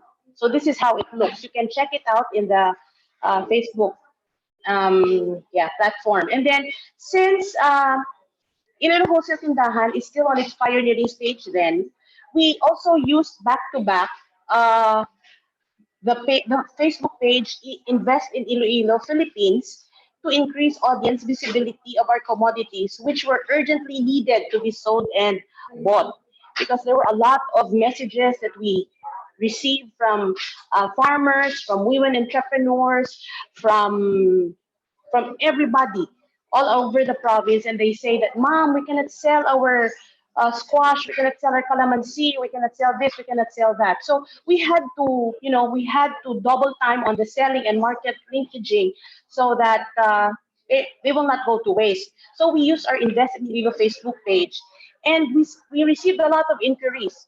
So we matched sellers with buyers, both in IWT and also in our Invest in Iloilo Facebook page. So what we did was to post the type of commodity that needed to be sold, the volume available, the contact of the farmer, especially the wife and the children. And the Iloilo provincial government, in case there are no delivery vehicles, in case there are no service vehicles that can be used, the provincial government provided dump trucks to fetch commodities and bring them to Kadiwa markets and the city proper. Now, this is just some of the postings that we did on the Iloilo Invest in Iloilo Facebook page, just to salvage the situation at that time. So, in some realizations that we had during the lockdown period, the women in the farmer households, in cooperatives, associations, were the ones finding means to sell the farm produce. They were using Messenger, they were using everything they can to sell also their products. And in older couples, women were more familiar in using smartphones. Now, seeing the need, seeing the urgency of that need, we did a training of trainers on digital platforms, which included like how to connect to the Wi-Fi, creating email accounts, the use of Google Drive for storage, creation of Facebook page, Iloilo Wholesale Tindahan as another option for online selling, electronic money transfer such as GCash and PayMaya, and online meeting platforms like Zoom, Google Meet, and Messenger Rooms. So the trainers were the civil society organizations who were working in the communities. This was strategic because our office, which is quite small with limited staff, cannot reach out to all the 5 districts with 43 municipalities in Iloilo in such a short time. So this project was funded by the European Union and implemented by Konrad Adenauer Stiftung, and Iloilo was part of that project, a project on building a culture of integrity in the localities. So here are just some of the pictures of our rollout, and we did 10 batches of bringing your business online. These were conducted from September 7 to October 15. And the results, here, I would just like to show you that in the Iloilo Wholesale Tindahan, around 300% increase was seen in the usage of the platform from the time of the lockdown up to now. And the invested in the Facebook page at that time, when there was total lockdown, we were able to sell more than 2 million worth of goods, agri products, agri-based commodities worth of direct market exchange for March, April, and May, not counting the sales after the linkages. And we had new untapped markets that we were able to open for our farmers and MSMEs. And we also adopted the electronic money transfer. Our association here adopted that GCash and also PayMaya. And everyone is creating their own Facebook page. So way forward, I am in my second to the last slide. Our Governor Arthur Defensor Jr. Issued the Executive Order 183, which is the Plan RTPCR, or Plan for Rehabilitation and Transformation of the Province of Iloilo to Catalyze Recovery. And in this plan includes the establishment of a central agri-database, which is being done now. Now it is lodged here in my office. This is a central database of all the commodities in the province of Iloilo being produced every month.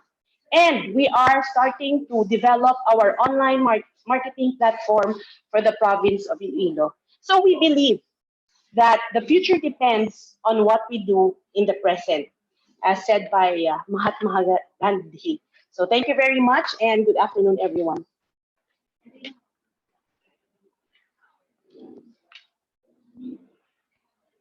Very much, Bing. Thank you very much.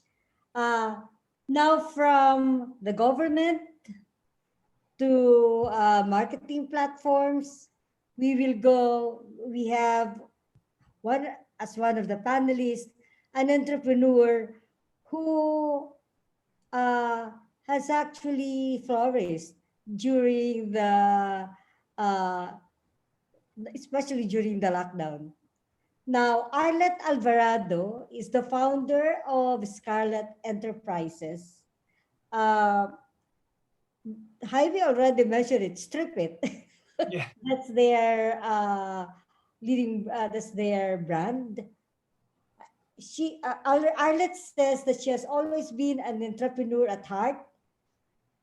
She started selling when she was still in the elementary grades. So it was not surprising that she took up BS Entrepreneurship in college. In 2010, she founded Scarlet Enterprises, selling the products she developed out of a personal need. The rest, as they say, is history or her story, and Arlette's story to tell. Arlette?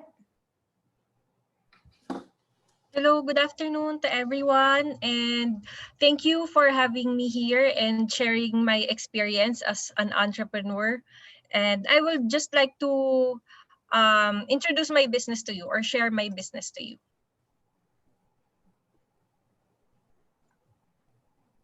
So the business name is Scarlet Enterprise. Dahil ang pangalan ko ay Arlette and Scarlet rhymes with Arlette. Yun lang po yung reason for the business name. Wala siyang meaningful parang story to it, but yun lang ang ano. And then nag-start po yung company ko year 2006. Pero nung nag-start po kasi ako, estudyante pa lang ako, so hindi pa talaga ako legit na registered company at that time. DTI pa lang yung part ng namin ng course namin na mag-register ng DTI, pero hindi pa po talaga sa mayor's permit. But anyways, ang pinaproduce po namin na products ay all natural, and we prioritize po yung paggamit ng local ingredients natin, like yung calamansi, sugar. So we want po kasi na ma-showcase yung mga yung mga produce ng Philippines. Kasi ang sugaring po sa ibang bansa, ang ginagamit nila is lemon. And in-associate po natin yung sariling atin, which is calamansi, and as effective naman nung mga original formulas ng sugaring. So our brand is Trip It. Ayan. And nung nagsimula kami sa business, importante na meron kami online. And during that time, ang talagang kilala pa noon for online sellers ay yung Multiply. And then there is eBay also. So dito talaga nagsimula kami na parang hindi kami nag-create ng website, parang yan na yung mismong website namin na pag may bumibili sa Multiply namin tinuturo na ito po yung aming Multiply site. And then noon Friendster pa, and then meron na ding Facebook, but mainly it was for talaga socializing lang, hindi pa talaga for business. And nauso din noon yung mga group buying like Ensogo and Groupon. So sumali din kami dyan, and nakilala din yung product namin through those platforms. And then of course, yung offline selling, as important yan ng online selling. Pagka may mga bazaars, lagi kaming nagsumasali, trade fairs, and then of course personal selling sa mga kakilala, kamag-anak. And we also had our brick and mortar na hanggang ngayon naman meron kaming brick and mortar, pero it parang more or less it serves as a showroom na lang, kasi hindi na talaga masyadong marami yung mga walk-in. And then meron kaming partner stores in malls na since 2011. Dati po yung bulk ng sales namin ay through Sesu, yung kasi dahil meron silang pwesto sa malls, talagang diyan yung parang bulk ng aming benta. But then nung nagkaroon ng quarantine, talagang nagsuffer din talaga yung aming partner store. And ngayon pa lang, ngayong buwan, medyo nagpipick up na, but not as as good as pre-pandemic. And then katulad po ng na-mention ni Miss Jeanne, nag-start po ako nung estudyante pa lang ako, dahil sa mga problem ko sa skin. I have skin asthma, so madali pong ma-irritate yung skin ko sa mga synthetic ingredients. Saka ko na realize na mas bagay sa akin, or mas hiyang ako dun sa mga natural skincare products. So naging passion ko na to find and parang sell kung ano yung nahiyangan ko ng products, yun yung binebenta ko. Kasi if it works sa skin ko na napaka-sensitive, it will be gentle to other to other people na may mga skin problems. It's either kung sensitive skin man or yung medyo bata pa, mga nagdadalaga, ganyan. Syempre, may mga hair problems na din sila kahit na medyo bata pa, dyan lumalabas na yung mga unwanted hair. So, gentle for them din yung mga products namin. So, we were featured na sa TV, magazines, and newspapers. Yan. So, marami pa po kaming ibang products, but our flagship product is really our hair removal sugaring. And then nung nag-quarantine kasi, hindi masyadong binibili yung mga pangpaganda or yung mga skincare products, and we were not allowed din to really operate na ito yung binibenta namin. So, ang ginawa ko, nag-resell ako ng disinfectant and sanitizer. Noong time na yon, hindi ko pa sariling brand yung binibenta ko. Ngayon na lang kami nag-private label, but nung time na yon, nag-resell po ako ng alcohol, ng sanitizer, kasi yun lang yung time na yun lang talaga yung mabibili at mabebenta, and yun lang yung ina-allow ng DTI that time to be sold. So nagsimula ako sa umpisa, kumbaga talagang even if I had my own brand, I had a skincare line, nag-resell na muna ako kasi kailangan kong kumita, and wala na, parang tinabit ko na yung parang pride na parang meron akong sariling brand, bakit ako magbebenta ng produkto ng iba.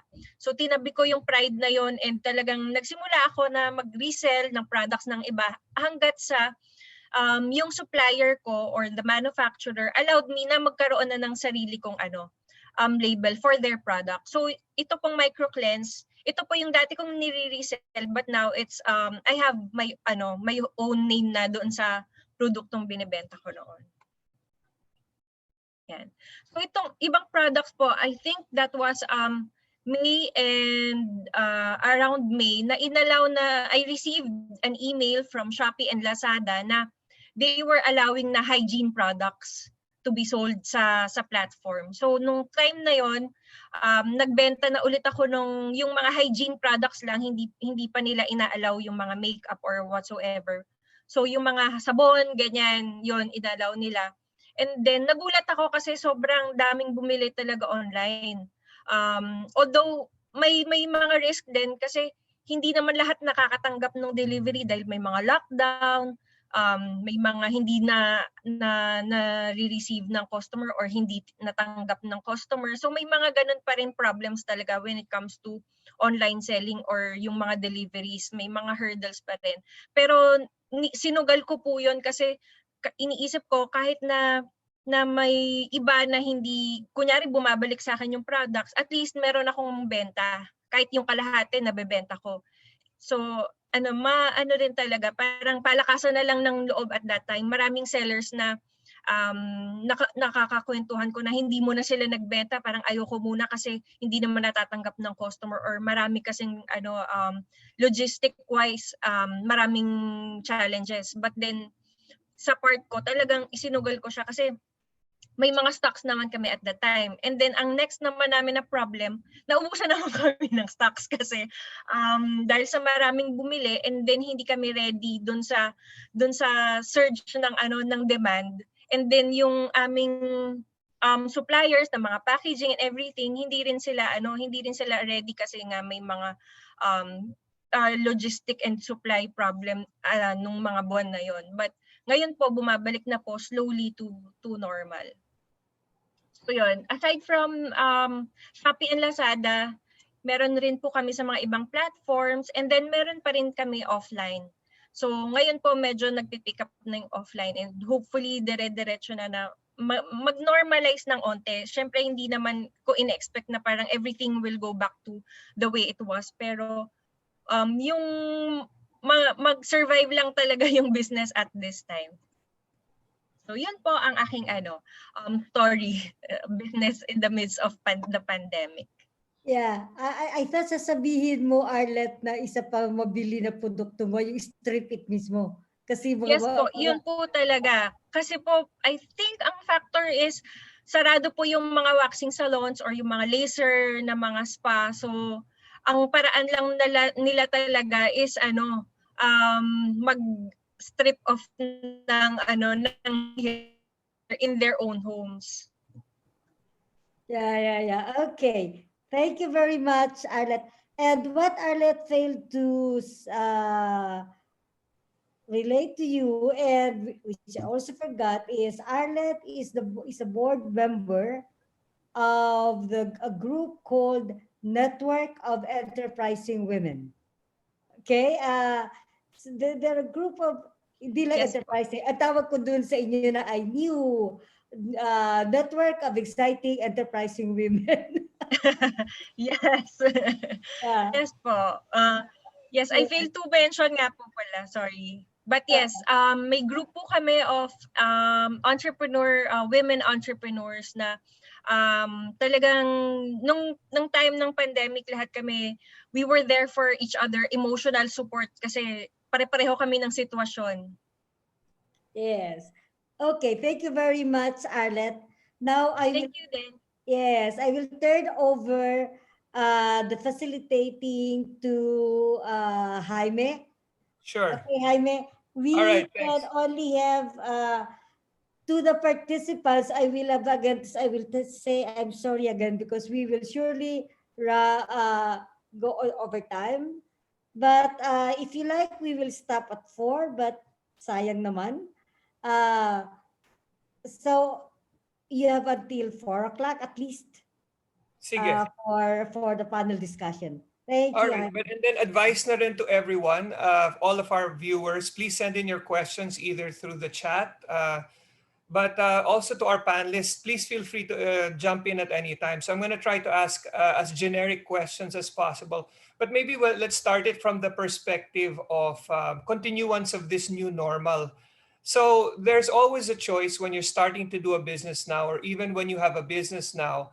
This concept of new normal seems to be having its both ups and downs. No? But I think given the fact that one of the limitations of entrepreneurs is reach and the ability to deliver, from anyone's perspective, do you believe that the new normal of doing business online will begin to overtake the business of bricks and mortar? Or do you believe that once the pandemic is over, we're going to shift back to a primarily bricks and mortar environment? Or is it going to be blended? It might be different for everyone here, but I'd appreciate the thoughts from any one of our participants. Anybody? Let's start with Arlette. I personally think na ganito na yung parang mas masasanay na kasi yung mga tao sa online and hindi na tayo babalik doon sa dati. Mas parang mas malakas yung malls, shopping sa malls or shopping outside.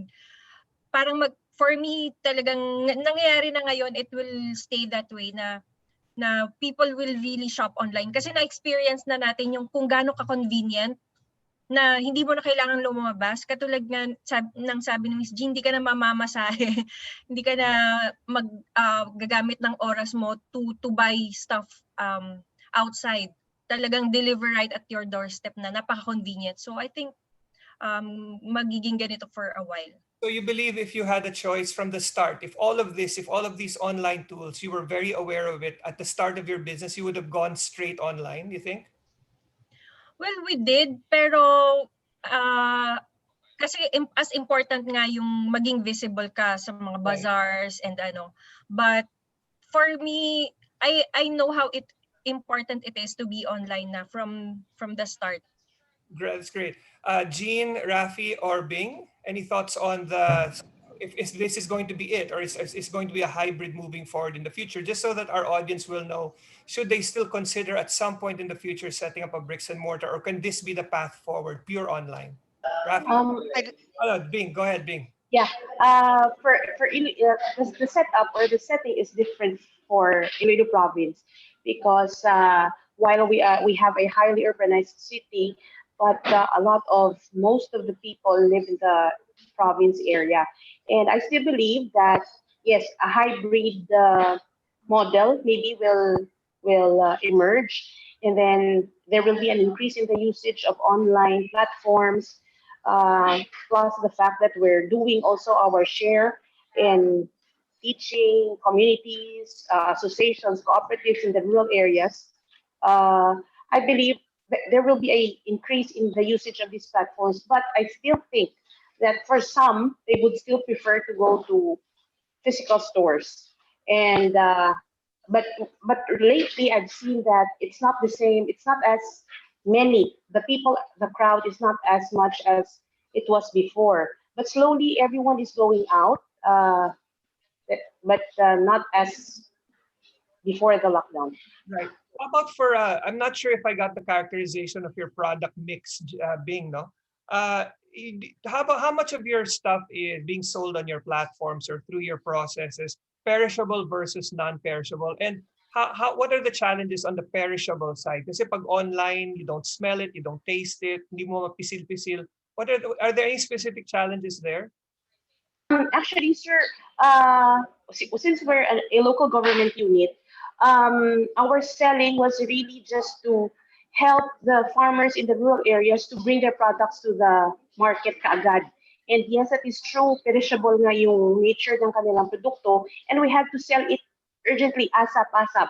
So we had to stay up even late at night just to sell the agricultural products. But we also have like tablia, we have cacao, chocolates, we have ginger, etc., that are also being sold.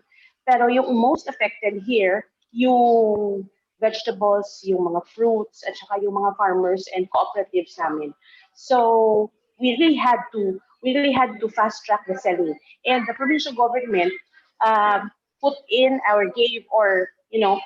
tried to provide the delivery vehicle. Every time a municipio calls, we need to sell this 100 tons of this and that. Okay, so we don't have the delivery and we cannot travel. So the dump truck of the province would go to a specific place and bring it to to any bagsakan area where people can come, and buy them. Yeah, so how much of your stuff is sold online na perishable? I think during the lockdown, mga 80%. Wow. 80% yung perishable, and only a few, mga 15 to 20% yung processed food. Well, that's good to know kasi ibig sabihin people who want to get into this in the perishable areas like spaghetti, there is at least in Iloilo, there's a support system for it. Raffy, again, same question. I'm sure that any platform's dream is that everything happens online. Do you think that is the future? And then if that is the future, what challenges do you think that the seller will have to make sure that the online business becomes more viable than the bricks and mortar, just so that they have lower startup costs? Okay, so first to address the first question, I believe it's blended. It's going to be blended even once the lockdown is over, but then it's going to shift towards primarily online. I mean, if we just look at the population of, the age of our population, the median age is 25 years old. So that means 50% of the Philippines population are less than 25 years old. Now, as these Filipinos gain buying power, start working, they're going to be the ones who are going to be our primary consumers. And their default is to buy online because they were born with a cell phone on their hand. That's where we're going. And I think the lockdown has really sped that up. Now in terms of the challenge that we as Filipinos will have, it's one is logistics. Yeah. It's really being able to reach every single Filipino in the Philippines, because that's such a huge challenge with how we're distributed geographically, and unfortunately, not even the likes of LBC can really reach everyone right now. There's still challenges there. And then the second is payments, right? Only 5% of the population has a credit card. Less than 30% have a bank account. And really, e-wallets are going to be our future.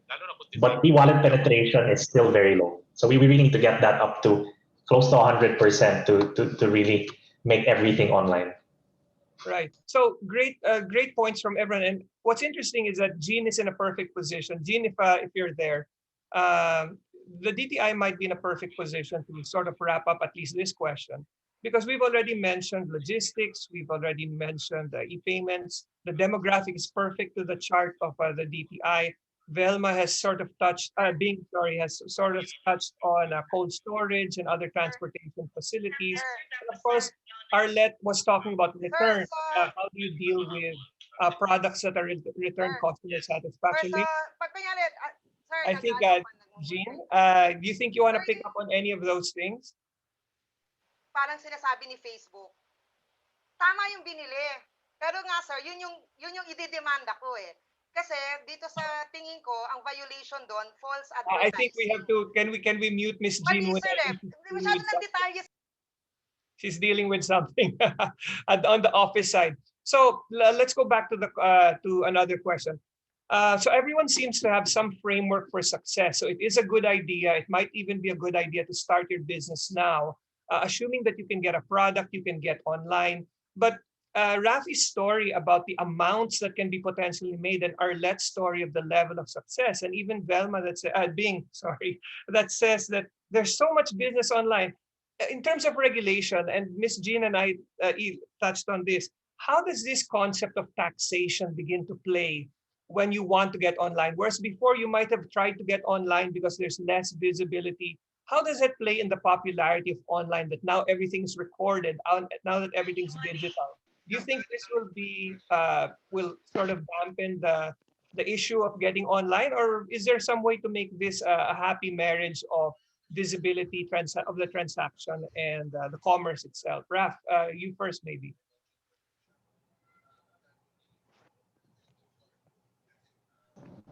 Sorry? Yeah, go ahead. Sorry. Yeah, I lost you in your last sentence, sorry. Oh, so well, let's make it simple. The BIR wants to tax online transactions. How do you think this is going to affect the whole ecosystem of online, considering before they were less visible than bricks and mortar, but now if we're all going to be moving, or most of us are going to be moving to online, and now there's this move to tax, how is that going to impact your market, let's say? So I think that only the attention of the BIR has increased on online sellers, but it's always been required that businesses should register their businesses with the DTI and the LGU, and to also be registered with the Tax Bureau. So the attention has increased, but it was always a requirement, and it's always something that we believe is important. Now, the difference with Carousell is more than 90% of the people who sell on our platform are regular consumers who are disposing of their pre-loved items, underused items at home. To other people. Yeah. So for these people, they don't need to register, they don't need to pay taxes, because they're regular consumers just exchanging pre-loved items. So the bulk of our users are still not impacted by these kind of heightened attention. But online sellers who are doing it for business, they should definitely register with the BIR and with the DTI and the LGU, so that they also get the right support. Right. Arlette, any thoughts on that? You're a practitioner, you moved from offline to online. Was there sort of like a tax incentive to be online where it's more visible, or is that added pressure now that everything will be visible? From what I've observed from my fellow entrepreneurs, kasi kami, we have been registered for quite some times, and on all our online transactions are being taxed na. But from what I saw dun sa mga bagong online sellers, or for them talaga siya challenge, because they're telling na nag-uumpisa pa lang kami, and it will be hard for them kasi kunyari konti lang naman yung markup nila, and then pag tinax pa. But I always tell them na if you want talaga to be a successful entrepreneur from the start pa lang, kailangan nasa right path ka na. You have to be registered, and then look at what the DTI is doing for our entrepreneurs ngayon. Maraming program si DTI. So if you're not registered, how can you take advantage of what the DTI is offering? So yun yung lagi kong my advice talaga for entrepreneurs is to register because that's the law talaga eh. It's not a choice of parang kung gusto mo or ayaw mo. Right. How about Bing? For farmers that normally do farm to market, maybe they're not so visible to the taxman. Does putting all of their business, assuming lang all for the sake of exaggeration, do you think that'll encourage or might hold people back from registering for online businesses formally? It might be a hindrance for the farmers and for the small fisher folk, small farmers to register online if you tax everything. They are they are members of cooperatives, they are members of associations where all their products are being consolidated. And I think it's the association that would be taxed for these transactions. And if BIR, for example, would be a watchdog to check on them and to really, get taxes from them, even in this simple. At that time, you see, it was really to salvage the situation. So we had to sell everything online. Walang sasakyan, walang motor, walang lahat. So it's really, it's really parang you redeem the situation. But now that everything is coming back, they're going back to the markets. They're going back to the malls. They're selling there. So I think ma-monitor pa rin sila ng kanilang mga associations, ng kanilang co-ops. But again, I've seen that issue na kung itatax sila lahat-lahat na lang, I think it would discourage them from, espousing or adopting online platforms. Right. So I think this small farmers, micro entrepreneurs should be given like an incentive. We should be more responsive to women entrepreneurs, given that during the pandemic they are the most vulnerable. So that's my take. Thanks. Jeanne, if you're ready to work that out, being the DTI, you're the promoter of MSMEs, and you're a woman. So there's that notion, there's that more personal thing. As DTI, how do you play in terms of rationalizing these moves, even for BIR, let's say, or for FDA? How do you play the middle person to both encourage entrepreneurship, but also make sure that the environment is suitable for the entrepreneur to start and to grow? Okay. So listening to all the conversation, siguro I'd like to put a little bit of some structure, no? So una, dun sa question on the registration. So versus the taxation, right? Right. So very many people, you remember, and I'm very glad that our entrepreneur really, from her, she said, you need to register. Kasi there's value in registration. If you are registered, pwede ka makautang sa bangko. Yung negosyo mo na maliit, pwede kang lalaki. Kasi hindi ka pwede mag-supply sa isang mas malaking supplier dahil hihingan ka ng resibo, hihingan ka ng kasi natural negosyo siya eh. Kung maliit ka na wala kang intensyong lumaki, siguro ayaw mo na magrehistro kasi pa yun, gagastos pa. So that's the issue. No? So if those who are really interested in growing the business are the ones that really must register kasi there's really value in the registration.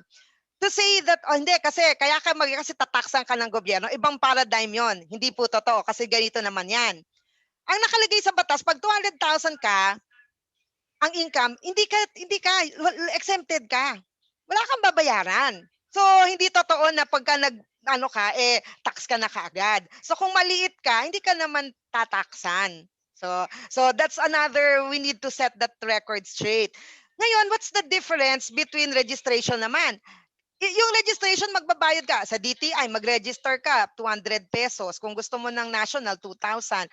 Sa Iloilo, magkano? Mayor's permit, diba? Yung mga ganun na... maliit lang yon sa halaga ng magkakaroon ka, makakapag-utang ka, 'di ba? Makakautang ka sa bangko. Yan. Those are, and then mabibigyan ka ng gobyerno, no? So that's one. And then syempre, lahat tayo consumer. Some of us are negosyante, but all of us are consumers. It is to our protection to have the businesses registered for Right. our own protection. So we must register, because if these are fly by night or unregistered, hindi na mahahabol yan ni Department of Trade and Industry. Right. Yan ang buyers beware. So yung spaghetti na bulok, yung kwento ni Sir Jaime, nagbenta siya, dumating yung spaghetti, bulok na, hindi siya rehistrado. Kasi ano lang siya, informal. Hindi mo siya das na food poisoning ka. Oh, napunta ka sa ospital, hindi, wala ka nang mahabol kasi hindi naman siya rehistrado, right? So it is again for the protection of for the consumer. So there, so that's why the ano, and then talagang nandun na yung third portion na, syempre, if we are all in business, we have a duty and a responsibility. Kung malaki na yung negosyo mo magbabayad ka ng karamtabang buwis, no? Kasi iikot din naman siya. So that's the story of governance. But I hope you don't mind. It's a little bit too late, but I want to answer the question on the may pag-asa. Alam nyo, tingin ko ngayon talaga, it is now we are now talking about the e-commerce is here to stay, 'di ba? So ang sinasabi namin parate, it's not only it's not only shifting from offline to online. Hindi We're now really na-learn ko to sa mga e-commerce platforms. I'm sure Mr. Raffy will know more about this than I do. Yung they always say go for omni-channels, not lang multi-channels, right? So, you can have a brick and mortar, you can have access to your cell phone, your mobile, your website, all of these things, they're all connected, so that your buyer can reach you. So I think in the end, that's what we want. But really, because e-commerce is really quite it's a great equalizer. Yan ang maganda. It's a great equalizer. So we really are promoting e-commerce. I hope I was able to answer your question, although a bit long. Great answer. Yeah, Miss Jeanne, maybe we can go to the Q&A from our audience. I Yeah. know there are a lot of questions coming up on the chat board. Yes. Actually, some of the questions some of the questions for Raffy had already been answered. Oo nga But real I'd time. like- yeah. But I'd like to what to call this? To repeat the question. And this is, I think, from Mario Lamberti, from our friend Mario. And so the question is, how does a platform, not just Carousell, but how does a platform settle disputes? There, Raf. Do you have any participation from the platform side? So it depends on the. Sorry, Jeanne, go ahead.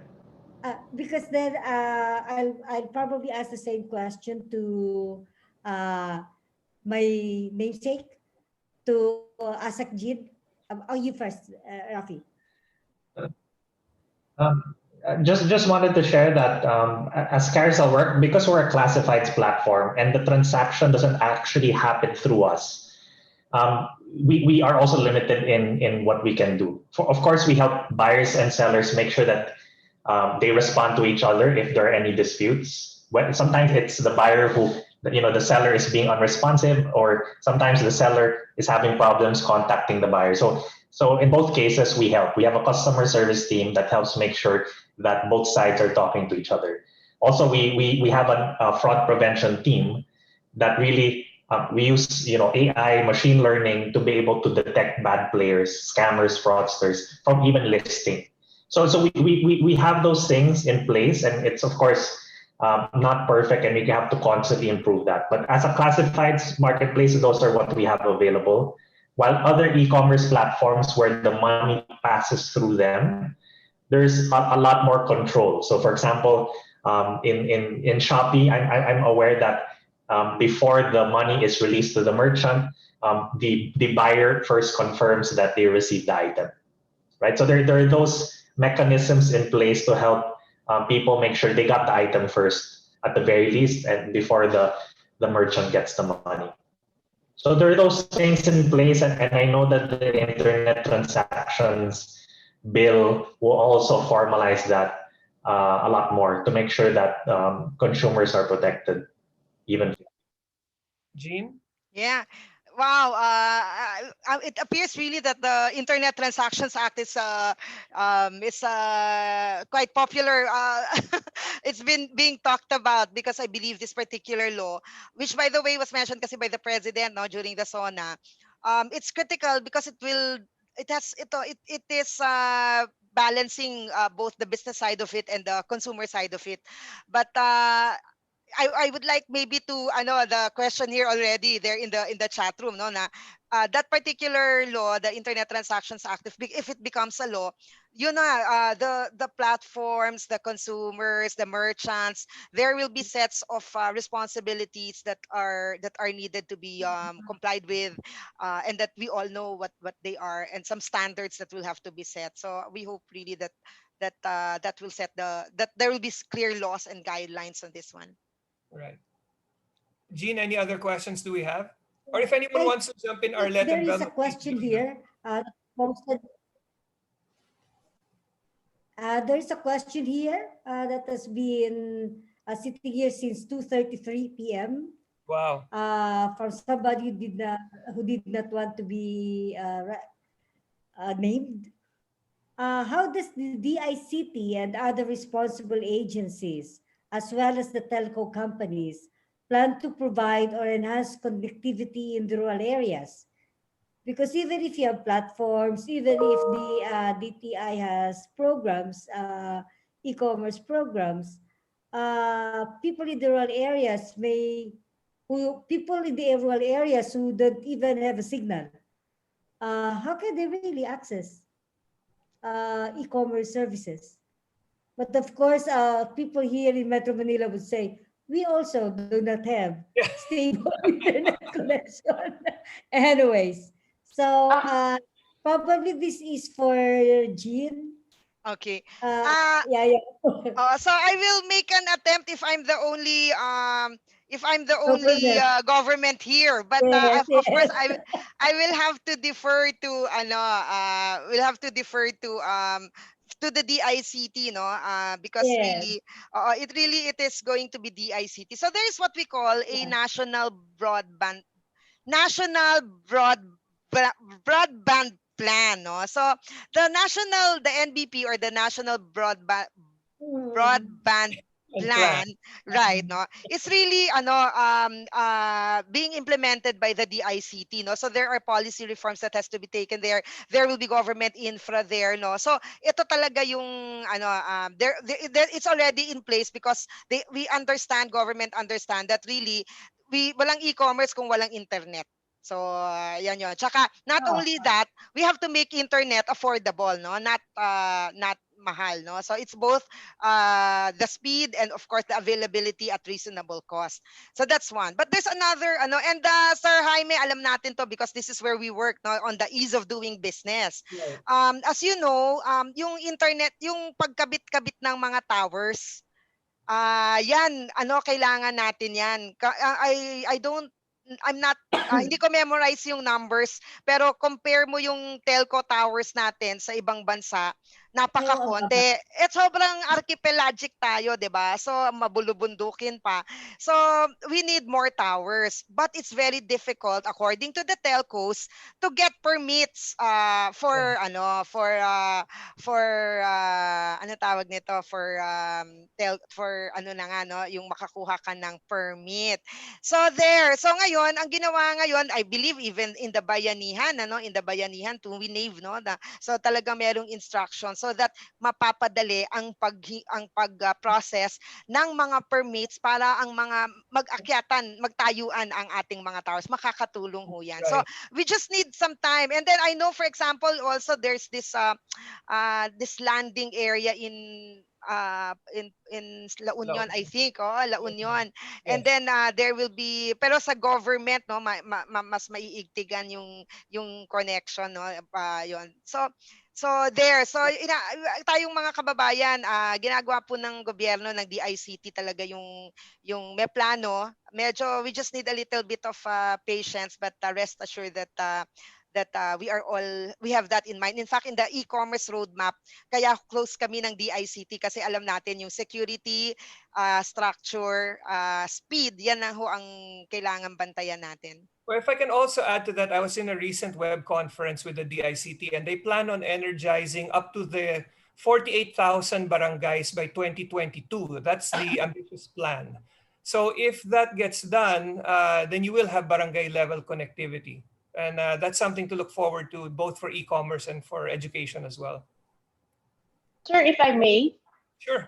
Yeah, starting was it Bayanihan 2, the requirements for applying for cell sites, for building cell sites, has been decreased to like 5 steps or something. We have seen here in Iloilo a lot of expansion of telcos. So even the northernmost area of Iloilo and the southernmost area of Iloilo are being connected now to either Wi-Fi or fiber optics. So I think this, this program has really fast-tracked yung provision ng internet services even in the rural areas. That's great. Good answers. Jeanne, anything else? Any other questions? Yes. As I said, some of the questions have been already answered. We have somebody quick on the draw. Raffy answering the questions. Now, as a Jeanne, there's somebody who would like to, I think Mika probably can look at the chat box, because there are people who'd like to get the link to the survey. Okay. Survey itself. And probably also to the metrics. What are the metrics used? Because if you try to get the metrics using the survey, be able to track how successful MSMEs, whether they be men or women, have been. So to my dear Tokayo, I just have to we'll have to still process the data. To be honest with you, when I got the results, and I know that I will speak today. Talagang sabi ko, akin na, bilisan yan. Bilisan na. Parang bilisan na. Bago mo yung outline. Bilisan mo. Dito, maganda to kasi it's about what online, it's really connected to your topic, and it gives us a little bit of some structure, no, and laying the groundwork. So I must admit, it is really straight from the bake shop. And we will really have to but noted on that, we will and I suggest that you once in a while you go to the DTI website, and we will make all of the resources available there. But yes, I'll we are very close to UPPAF Respond. So once the survey is already finished and it could be published, we will definitely give it to everyone who would want a copy. Yeah, part of the regulation that Jaime mentioned earlier had to do with if you are producing food, drug, cosmetics, etc. Those are covered by regulations of the Food and Drug Administration. So there's no ifs and buts about it. That's right. If you want to go to produce those, especially in the... That's right. Now, it would be interesting to hear from Arlette. How was it easy or was it difficult securing the FDA certifications? Because we have heard a lot of stories, horror stories, about the difficulties of getting, of even following the process. Arlette? To tell you honestly po, meron po akong hinire na consultant to process my my papers, kasi yun nga po, kung ako lang palagay ko hindi ko kayang gawin while doing my business. Katulad po ng accounting, siguro doable, I can do it or should I say bookkeeping, kaya ko siguro na ako lang, but I choose not to kasi alam ko na there are people who knows better than me na mas mapapabilis yung proseso. But during the pandemic, since renewal lang naman po yung aking LTO and product notification, we did it online and mas madali po. Pero I understand yung mga nagsasabi na mahirap kasi pag bagong product or bagong business, matagal po kasi Yes, there are processes talaga, and then may site visitation na during the pandemic hindi magagawa ng FDA to check their facilities or to check their ano. Tapos na! So yun po ang Screen! ano. So nagigets ko po kung Screen! bakit Yung shooting mahirap natin! for other people. Jean, Asset Jean. Talking to our kids, I think. Yeah, that's interesting because when I asked my niece about checking out FDA, sabi niya, Mommy, there's a flourishing industry Yeah. of consultants that can help small and medium enterprises. But the problem is even the very micro entrepreneurs won't be able to afford the consultancy services. So it's one of the issues actually that we will be tackling in the November. I will be focusing only on FDA requirements for food products because that's where a lot of women micro entrepreneurs Yes po. are. I agree. Yes, yes. Yeah, So- Jean, there's some questions here I saw, maybe for Bing and Arlette as well. Yes, yes. Have you encountered scammers? How have you dealt with them? Like, I don't know if Bing, someone orders 10 tons of whatever and hindi nagbabayad, so would that qualify as a scammer? But have you encountered them, and what's your recourse in the framework of what you do? In the period of March, April, May, hindi naman po. Fortunately, everybody was true and genuine, and they really have also a heart to assist, to help our farmers. So those who, especially the grocery stores who needed the vegetables, the fruits, the products, also paid din. Hindi na nila, they didn't wait for another week or so, but immediately they also paid for the product. So it's really Bayanihan talaga. Yeah, bayanihan talaga. And at that time kasi, the provincial government really took on its role to provide the enabling just for the economy to, still move. And parang may market failure kasi at that time. So we had to do something to intervene para na hindi mag-stop yung ikot ng pera. Arlette, any experiences with scammers and how you dealt with them? Scam from the buyer side. Pre-pandemic po ako na scam actually, but during this pandemic, yung siguro ang mahirap lang for us online sellers, yung mga nag-order tapos hindi naman pala talaga ibabayaran yung item. So yun lang po kasi we invest our time and yung stocks, tapos pagdating kay customer for COD transactions, biglang hindi pala babayaran, ayaw pala. So, minsan pagbalik ng item sa amin is sira na, so that is considered our loss na. Right. So, yun lang po. Pero yung talagang mag-scam ng na-experience ko na po yun. Pero hindi po during this time of the pandemic. Well, it's nice if the pandemic brings out the best in us. Pero Raffy, paano pag may nag-report na itong seller na to hindi nagtumupad? Do you ban people or do you track them? Do you find out if that's the same person again, just under a different username? So that happens to us once in a while, and unfortunately, it impacts our users, and we make sure that we block them. So we block them, and we have a system at which we can identify if a picture that they've used in the past or a description that they've used in the past is attempted to be posted again. And it doesn't have to be 100% the same. We kind of have ways of detecting similarity, and that allows us to block them. And even if they try using another mobile phone, I can't reveal it because then maybe scammers will then figure it out. But we have a way of knowing that it's still them, even if they buy a new prepaid card and try to post. But it's not perfect. So over time, as the technology improves, then we can also protect our users a lot more.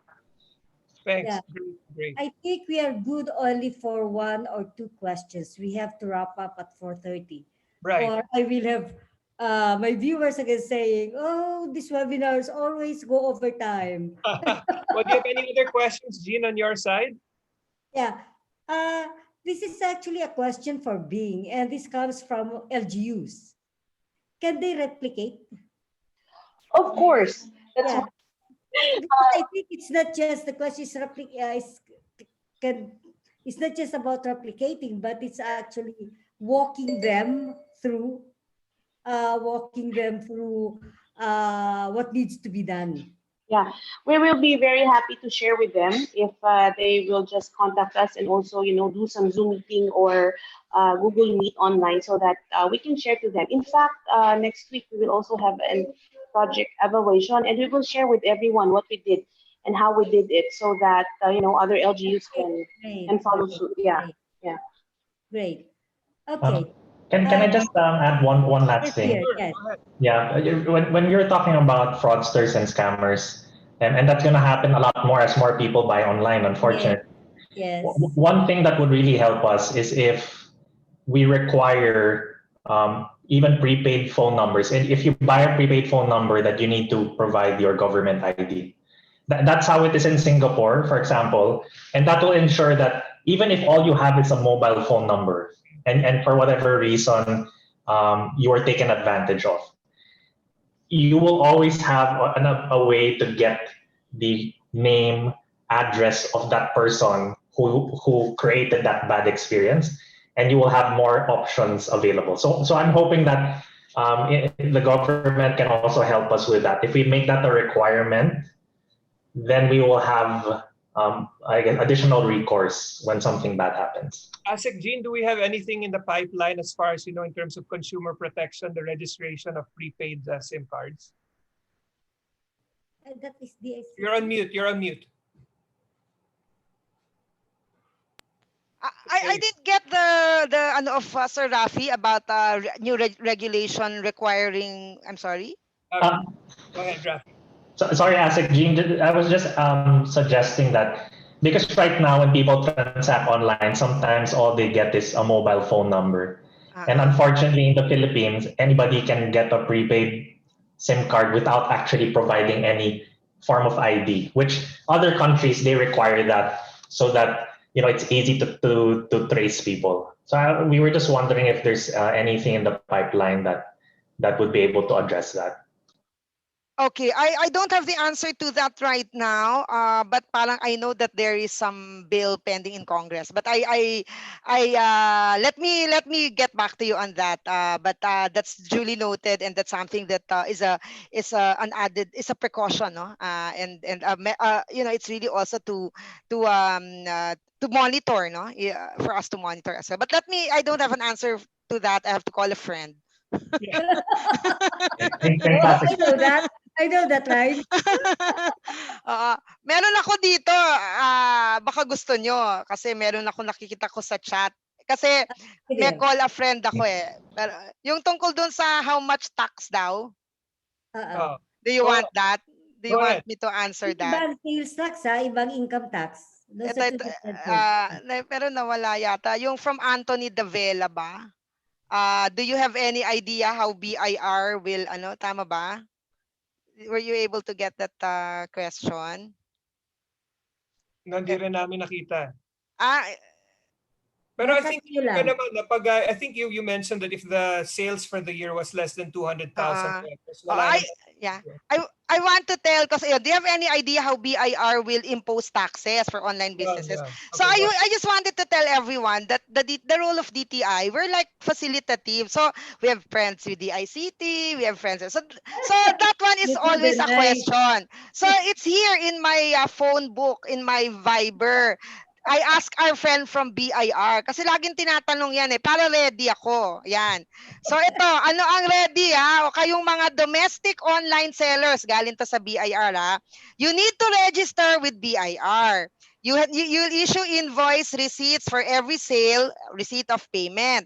You record transactions in your book of accounts and file tax return or pay tax if with tax due and submit applicable reportorial requirements. So that's on the registration side. Initially, the following are subjected to tax. Income tax. Number 2, percentage tax if gross sales received for 12 months is 3 million and below, or VAT if more than 3 million. Then withholding tax on the compensation of your employees, and withholding tax on expanded tax if with rental, etc. Yun lang Yeah. po. I think, I hope I answered you, Anthony. yeah, Gia, I probably invite you again next year because wait, because next year one of the webinars will be on harmonizing government regulations There you go. that will allow uh, startups, startups to flourish. Anytime, we'll be there. Para bang ano ba, allow them to to grow to flourish bago mo i-tax, bago mo i-penalize. Yes. Yun lang ano doon. Yes. We'll be there. We'll be there. Yes. Miss Jean, time check na tayo. We have 4 minutes. Yes, I know. But we still have 148 people tuned in, you know. Oh, great. So I'd like to thank all my panelists and my co-host for a wonderful webinar. I've been receiving congratulations from my kabarangay sa Barangay UPPAF RESPOND. Yeah, congratulating us for a very informative, instructive, and exciting webinar. But before I go, my support team, we have to,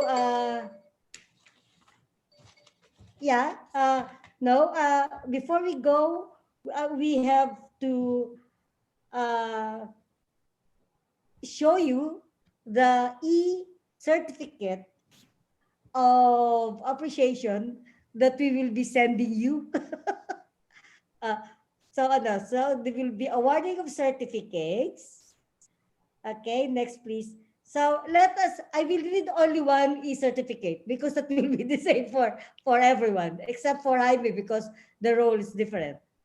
Okay, the certificate of appreciation is hereby presented to Mary Jeanne P. Pacheco for imparting valuable insights as panelist in the WGDP webinar series on women's economic empowerment number 3, Making Online Business Work for Women MSMEs, held on October 23, 2020, signed by your friend, Enrico L. Basilio. So it will be the same. So there will be one for Raffy. We will be sending that. Another for Arlette. And for Bing Lau. Then we will also be giving a certificate for Jaime for the valuable insights as co-moderator. Oh, my pleasure. And for keeping the webinar exciting, people up and about. Okay, and there are, I think, announcements or, but before that, we would like to call on Executive Director. Now, I will have to check with my support staff. Magko-closing ba muna tayo o mag-announcement muna kayo mga anak? Let's go with the closing since Attorney Christine is here na po. Apa. So, magko-closing muna pero wag muna kayo umalis kasi yung mga gustong magkakopya ng presentations, kailangan mag-accomplish ng survey. Yes. At yung gustong merong certificate of certificate of attendance, dapat mag-accomplish din ng survey. Kaya wag muna tayo umalis ha. Sabi ko nga, 143 pa.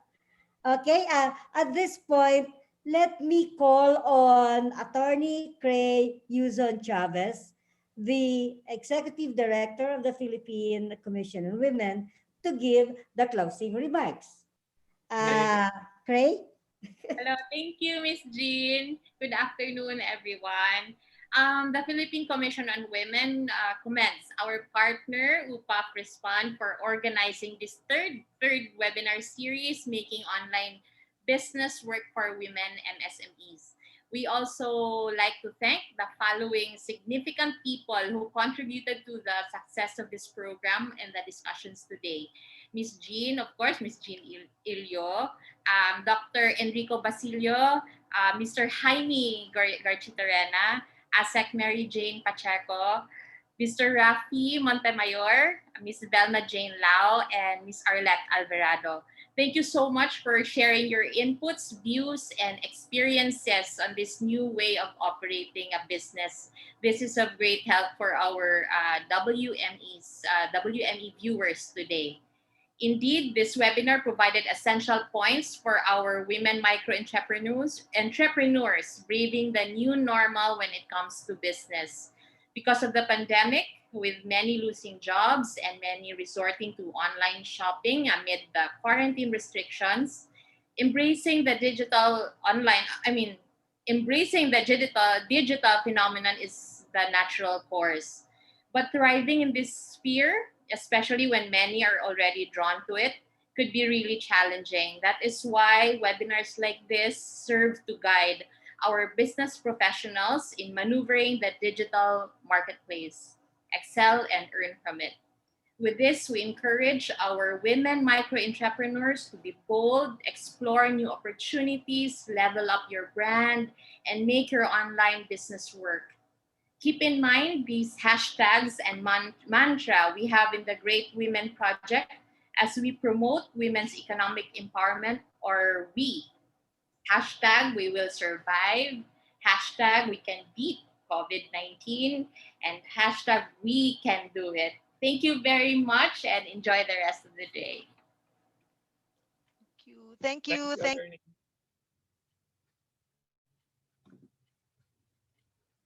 Before we close, I would like to acknowledge the technical support from the UPPAF RESPOND team, especially to Miriel Damsani. Yes. Yeah, Jasmine Montenegro, who made the posters on the, she's our designer. Jubel Alzate, who actually is the main host of the Zoom webinar, and Kay Bagas. Okay. Congratulations, And we also everyone. have some announcements. Okay. Okay, hello, good afternoon. For our first announcement, we're inviting everyone to our fourth WGDP webinar on women's economic empowerment entitled Streamlining FDA Requirements. This will be held on the 20th of November and it will also start at 2 p.m. Now for our next announcement, help us improve our webinars by answering our survey. The link will be shared after the webinar. It will pop out in your browser as soon as you leave the webinar. The link will also be posted in the chat box. Now, thank you, and back to you, Ms. Jeanne. Okay. So thank you very much again, my friends. Oh, thank you. And, Thanks, everyone. That was a great discussion. So see you again sometime, and probably in a future webinar. Raffy probably say, "Oh no." Sure. No problem. But Asak Jean, we have a date. Okay. Raffy, Arlette, Thank you very much, Arlette and Bye, Bill. Sir Thank Jaime. you. Happy weekend. Happy weekend, Bye, everyone. everyone. Para tayong barangay na, no? Bye. Okay, let's party. Thanks to all our viewers. Thanks for joining us and staying with us. Oh, yes. Thank you, everyone. 129. Less, 110, 17 viewers who have stayed on. Others had left because the internet connection, even in Metro Manila, has become very spotty. Okay, so Alright. thank you very much, everyone. Okay, sige. Bye. Thank you. Bye-bye. Bye. Hi, Be.